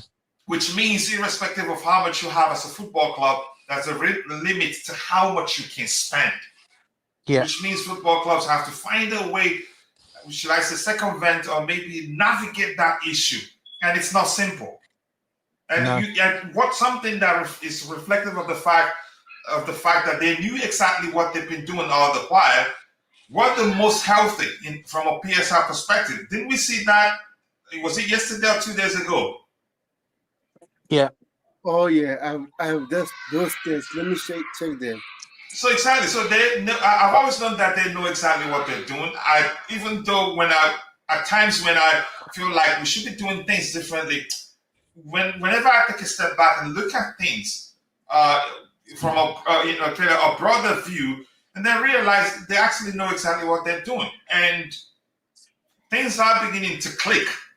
And that makes me happy. So that reads the clubs with the healthiest PSR in the Premier League, Chelsea is number one. And that's because they've been cautious. Even after spending billions, we still have a healthy status. That's huge. So, but more importantly, from a footballing perspective, I think the signs are good. We can only get better. And I'm just happy these kids won something this season. And for me, what was the term Bobby used the last time we discussed this? I think they will be hungry for more. Yeah. It makes a whole lot of difference. These kids, they're going to surprise a lot of people 25-26 season. No, listen, from what I saw, I mean, from what I've seen from last season, I agree. I mean, obviously, we saw a huge improvement. Obviously, we won the Conference Cup, which was great. For that bunch of players to win a trophy, I think is great. That will only, for me, hopefully, that will help them to now they've got that in their blood to go and win a trophy. They'll go and make themselves even better now, which will be great. The other thing I'll also want to ask you guys, which is an interesting one, Martin Ziegler. I don't know if you know this guy reported. Just if you don't mind, please, brother. If you don't mind, yeah, you know what made me happy the most? Yeah. Nobody will come and tell us when the Champions League because they did well. When the Champions League because Team A won, Team B lost. Irrespective of how the season ended for all other teams, we could have still have qualified for the Champions League. So we did it. We earned it. Nobody helped us. No, not actually. That's true, bro. What you were saying. No, it's true. And the thing of always, we obviously completed the set as well. I mean, which helped in terms of European trophies, which no other club's done in history, whether we're a European club or even in the Premiership.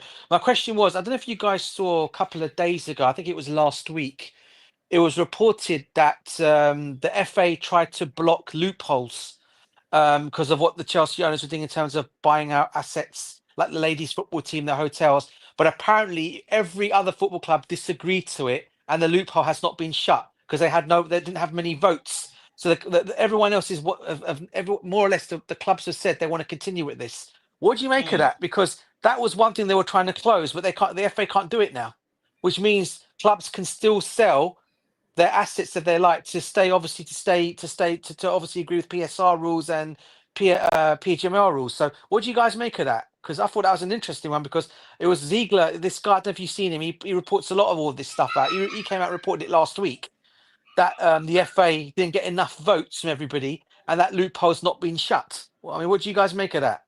Clubs are concerned. Yeah, what it was is, no. Clubs have not, basically the clubs have not voted.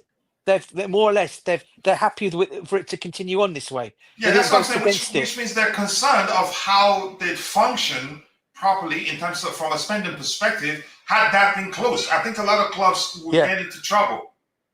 So and that also is reflective of the fact that it's not only a Chelsea issue. A lot of clubs want it to be allowed to spend the money they have. Yeah. If you remember, I remember when Arsene Wenger complained about FFP. He used a term similar, something to the effect of, it's just not okay that you have money to send your kids to the best schools, something like that, but you're not allowed to do it because everybody else has to be able to do the same thing. I think he used a term like that. So clubs actually, because it's only fans that you hear whine about it online, but their respective clubs don't want it closed because he will restrict them quite a lot. That's my opinion, but I want to hear what Tebeo has to say.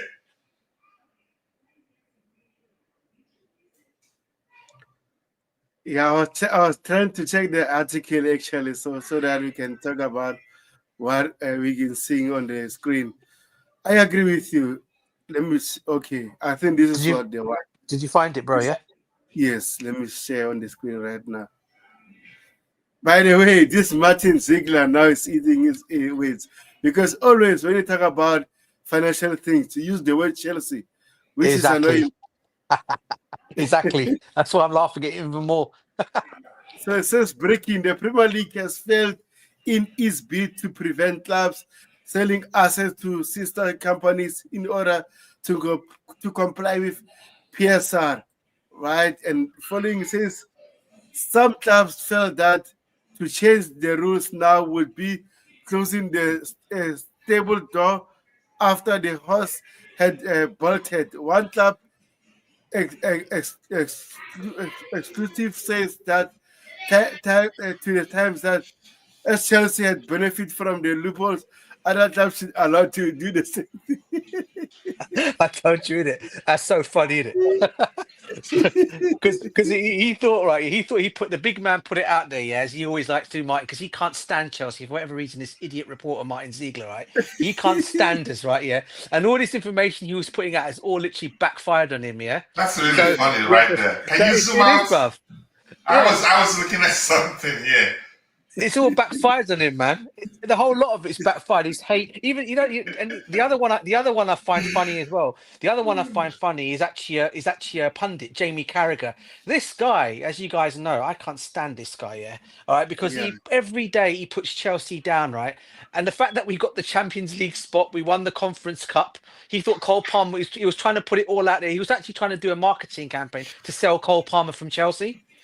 And that's completely backfired now, isn't it? Because after we won the conference, this guy's still trying to find something to say, but he's just more or less being shut up. But he's more or less being told shut up by everybody now because the guy just talks too much crap.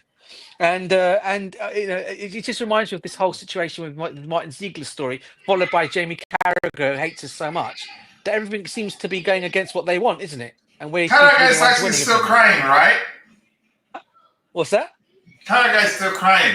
Oh yeah, he still continues to, bro. Continues to. I don't know what is wrong with him, really. I do not know. Just jealousy, I would say. That's the only thing that comes to mind. Yeah, the worst thing about it always, they're spending about 150 million on Wirtz, yeah.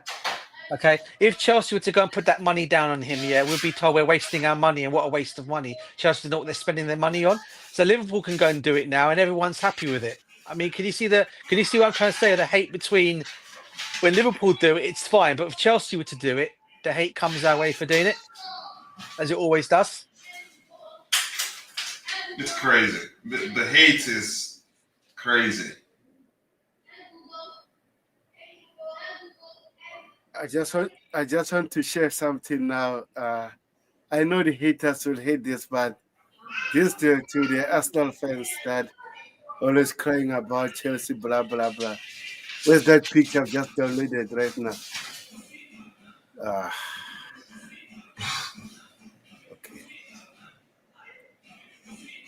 Okay. Did anything new emerge, Tomato?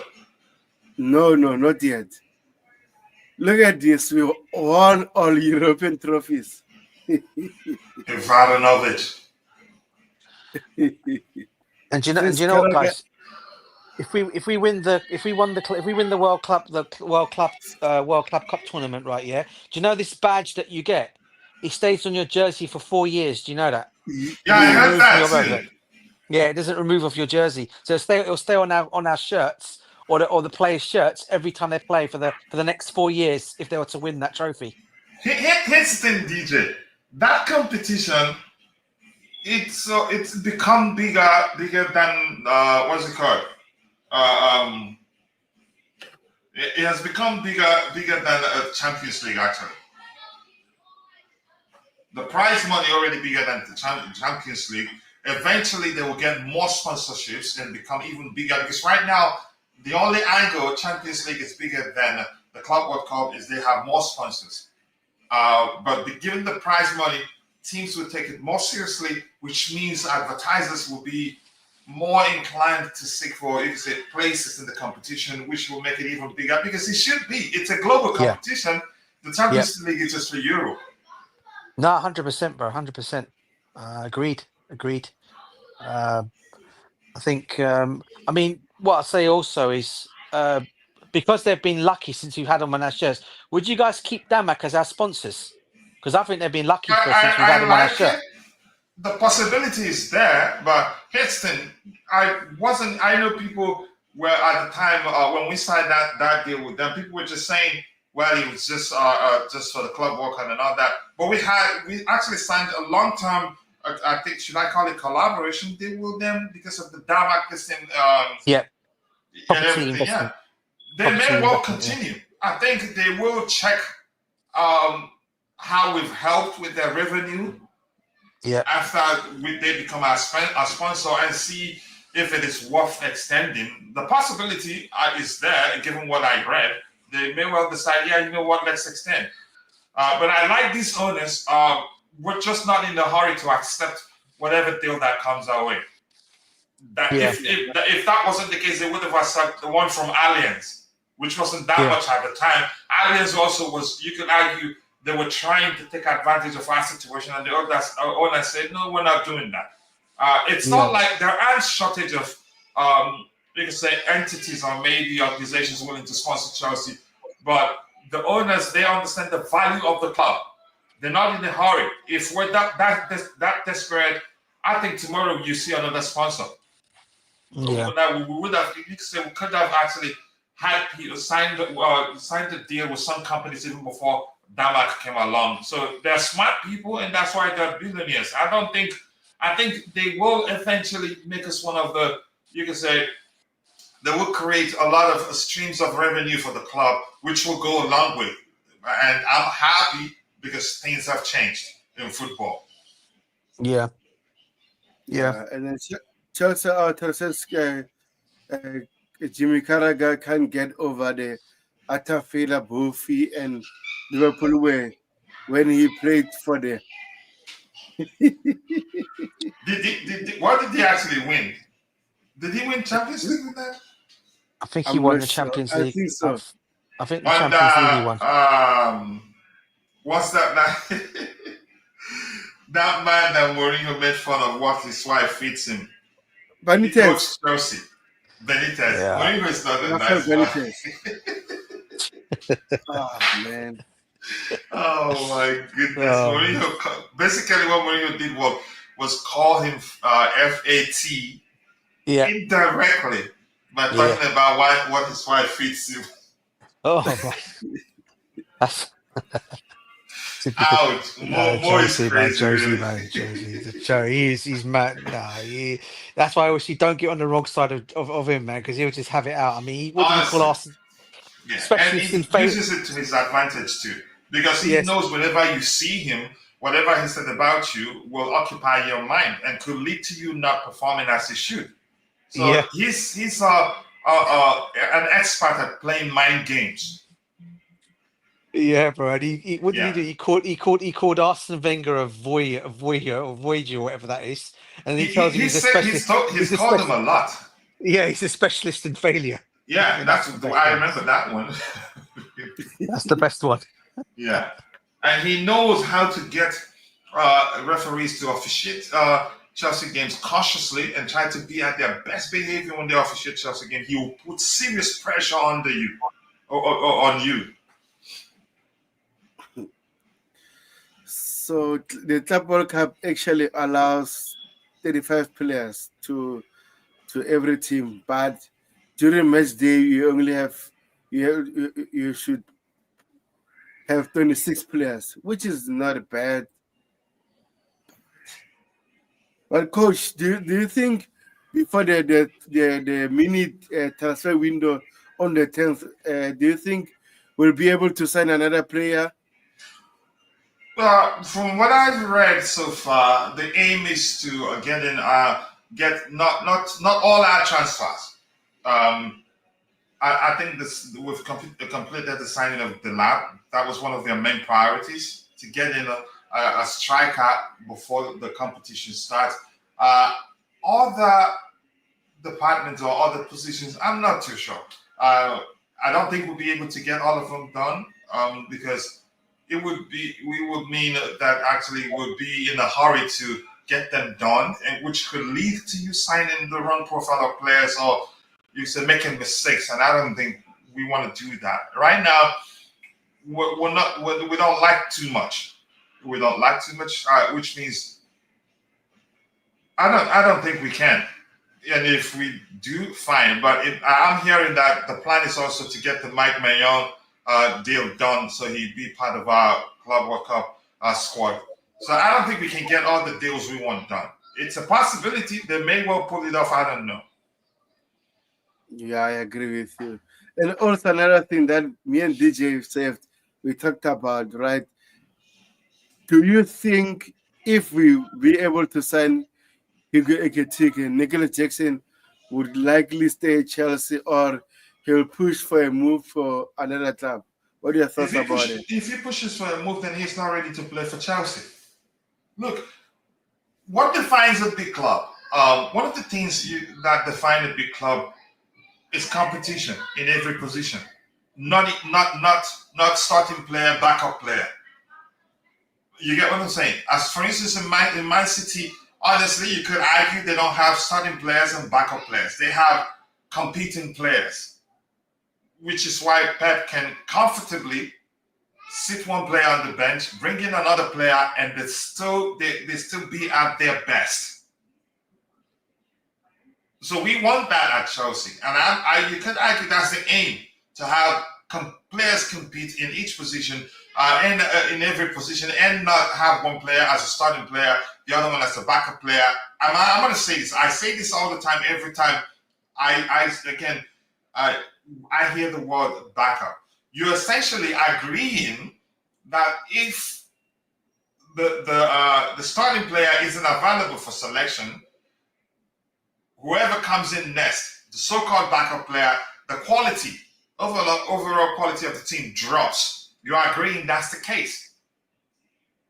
But if you have competition where, at most, you can say worst case would be rotation, where you'd say, you play today, let this guy play today. Or because of the way you play, I think we'll be better off deploying this particular player in this game and you in next game. The players will understand it's rotation because they are maybe equally good, which isn't a possibility that every player is different. But my point is, I don't think it's a good idea as Chelsea to have a starting player, a backup player. Once the starting player gets injured, you're toast. You get my point. If we had like a good competition between Joao Felix and Cole Palmer, and they were rotating, if Cole Palmer is out of form, Joao Felix will just continue, and you're not gonna fear that. Yeah, the form dropped. If you get my point. So I don't. If Jackson pushes to leave, if we sign a Ekitike, then he shouldn't be a Chelsea player. Yeah, honestly. I agree with you because I even told DJSF the same thing, that we used to have Anelka, Drogba, and Solomon Kalou, and we had a healthy competition. And most likely, we used to play Drogba and Kalou, or Drogba with Nicholas Anelka, and we won so many trophies because all of them contributed, and all of them did very well at Chelsea. So, I like I said, I want us to sign another striker, but if you don't sign another striker, and maybe that we have the lab there, so that we can see now the best out of Nicholas Jackson, having a better competition, because he had Amanda Broja. Broja was always out because of injuries. Nkunku is not number 9. There's no way Enzo Maresca will prioritize Nkunku over Nicholas Jackson, because Nkunku is not a natural striker. So next season, he's given him opportunities, and those times he did come across as if he was disinterested. I think he didn't take the opportunities he had to stake a claim that he can actually play in the absence. You can say help us in the absence of Nicholas Jackson. I get it. He scored, I think, one goal, a headed goal that he risked getting hurt actually, but didn't do enough, in my opinion. Yeah, 100%. Chelsea, Alta says, a big club has at least 2 top players to compete for each position. Yeah. Yes, and a couple of youngster squad players. This is the level for top clubs with real ambitions, 100%. And he says, look at Madrid. Even the youngsters are players like Gula, I don't want to pronounce this name. I think the kid from or River Plate from Argentina, they want him. So clearly, it's saying that Real Madrid are going to buy players to compete. So Coachella, Cole Palmer has been given a number 10 T-shirt. So are you happy about this? And then what do you think about the Misha Mudrik, Misha situation after this? Do you think Misha have a future at Chelsea? As much as I'd like to say that Cooper taking the number 10 shirt is telling, um, I'm not sure what's going to happen with Mihailo Madrid. But here's the thing, you don't, there's something, I think I was, when I said that's telling, that it simply means that Mihailo Mudrik at Chelsea story is over. And Bobby said no, that you don't wait.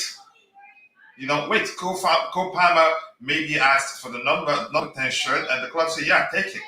If Mishai comes back, yeah. If it doesn't, I'm not sure what to make of it. I just have to be honest.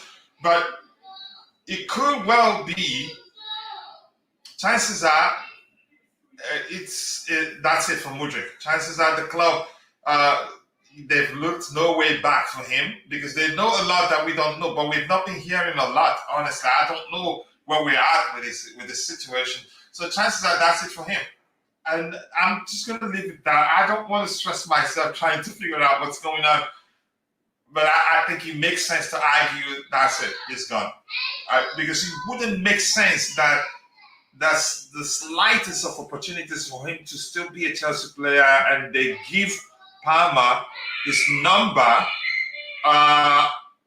It just doesn't make sense. Even though I'd like to agree with what Bobby said, it just doesn't make any sort of sense.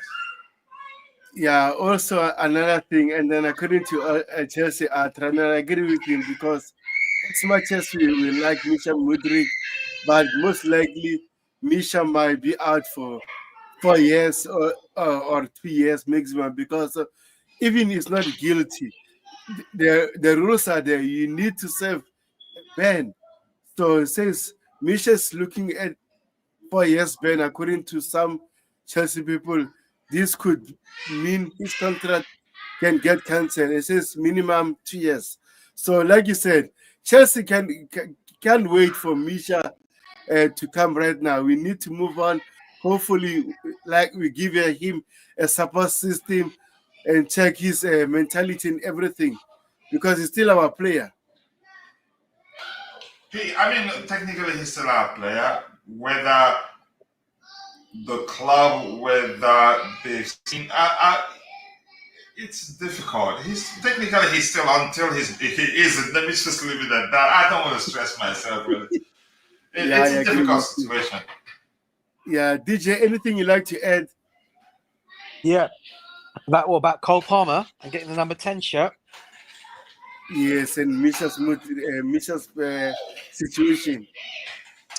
Yeah, listen, with Mudrik, I think when I saw I think there was something came out. I don't know if it was a mess around that was going around, but there was something on X when this shirt number thing was happening. Apparently, Cole Palmer said he had spoken to Mihailo Mudrik, and apparently he told him he had ripped his heart out or something like that. So he wasn't very happy about that. I don't know if that was just mess around. Yeah, I think that was fake. I think it was. I think it was. But listen, to give but a lot of people were sulking up to it, actually. Yeah, I thought it was because I was trying to find it somewhere else and I couldn't see it anywhere else. So I had a feeling it might have been some kind of a fake story, but I wasn't sure of what to make of it because it sounded so real the way it was all being discussed and said. But going back to the whole thing, but giving it, I thought he should have had that number 10 shirt from the beginning. To be fair, Cole Palmer. To be fair, he's probably. I'd say he. I'd probably say he probably would have had that. It would have probably been better for him than Mihailo Mudrik. But the way they've taken it away from him because of his situation, while he's still a Chelsea player, I think is a bit wrong. They could have handled it in another way. To be fair, or even said, look, or I don't know if they made him aware of it all and how he's because we don't know what his mind state is, do we, Mihailo Mudrik? Because he's trying to obviously sort himself out. He's trying to get back into. He's hoping his ban will be lifted soon, so he can get back to where he wants and to go back to what he loves doing, and that's playing football. But yeah, look, it was a bit. I think it was a bit harsh to take it away from him in that way. But if you were to say to me, does Cole Palmer deserve the number 10 shirt? I'd probably say yeah, because I think he's probably the nearest thing we've got to an Eden Hazard player at Chelsea. And I think that's probably the reason why he's got that shirt, because of that reason. Because I did see afterwards that Eden Hazard congratulated him on giving him that shirt by Instagram chat he had with him, or sent him a message. Which So he was very highlights the happy. fact that he deserves it. Yeah. Yeah. Actually, DJ, I understand your opinion, but at the same time, I think Chelsea already spoke with Mikel Mudryk. There's no way they will do that without him knowing. Oh no, So yeah, it's definitely. difficult. I know it's difficult because after this, a lot of people had a questions. What is happening with Misha? But like I said, the rules are there. Misha most likely to serve 2 or 4 years ban, and then we can't wait for him to get the ban to be uplifted. And Chelsea is a big club, right? If the boy is guilty, it harms Chelsea Why, at the same time. why is it that we don't have clarity with regards to where we're at with the situation? Exactly. Man. We don't have anything close to clarity, actually. If anything, sometimes you see people post stuff that suggests he'll be back very soon. Man, The hypes. Yeah. Ultra says a player is always responsible for what it is put in their body, so he is guilty in the eyes of the Premier League regardless. No, it's unfair, man. Says, why is it wrong to take the t-shirt from a player not allowed to play? Oh, again, says Mudryk was never good enough to wear number 10 anyway. It was all politics by those Americans as he was signed to promote Ukraine and the war narrative, nothing more. Man, you're too harsh, man. Come on. Yeah, So, it's crazy. and yeah, man, anything. Hopefully, like you said, Coachella, we get a clarity anytime soon. So before we wrap it up, Coachella, what are your thoughts about Liam Delap getting number 9 t-shirt? Do you think he will break the case? Because a lot of people are saying, no, we have a number 9 case, but I think Tammy really did very well when he was wearing number 9. It didn't seem like he was under any sort of course. I think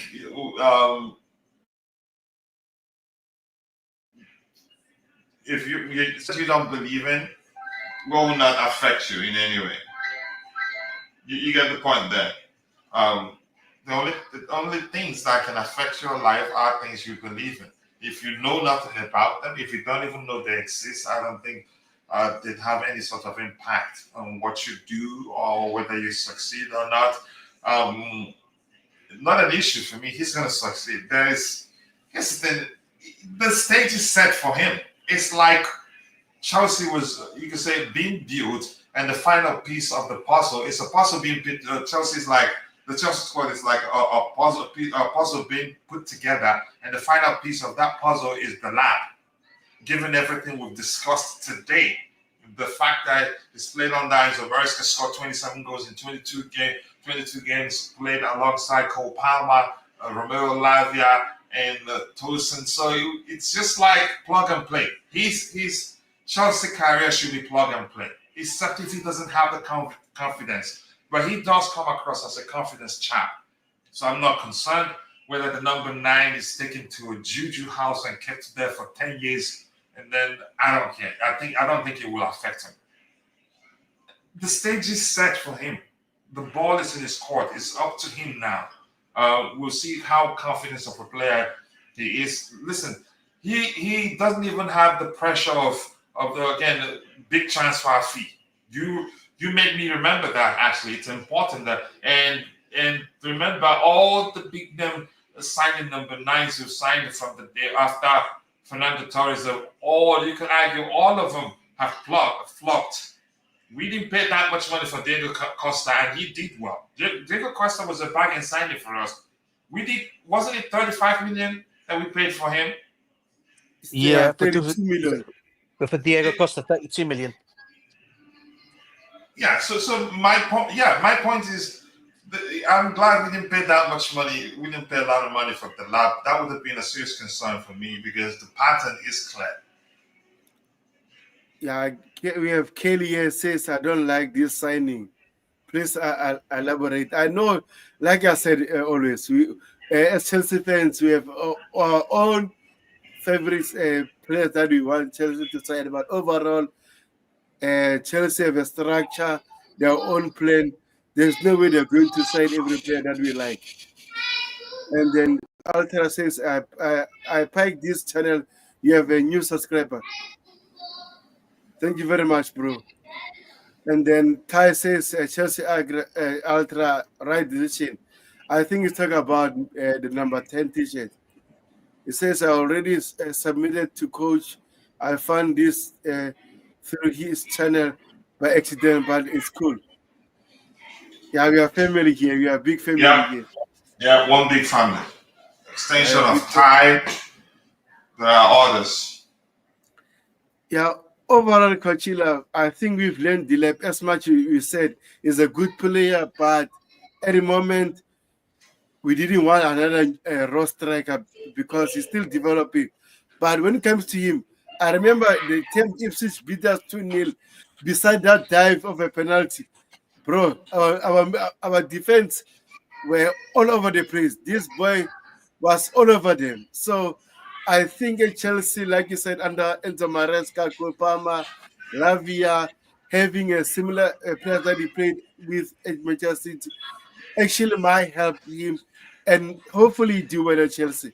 I pray he do well because if he doesn't, oh my gosh, this fan base, you know what is going to happen, right? Mm-hmm.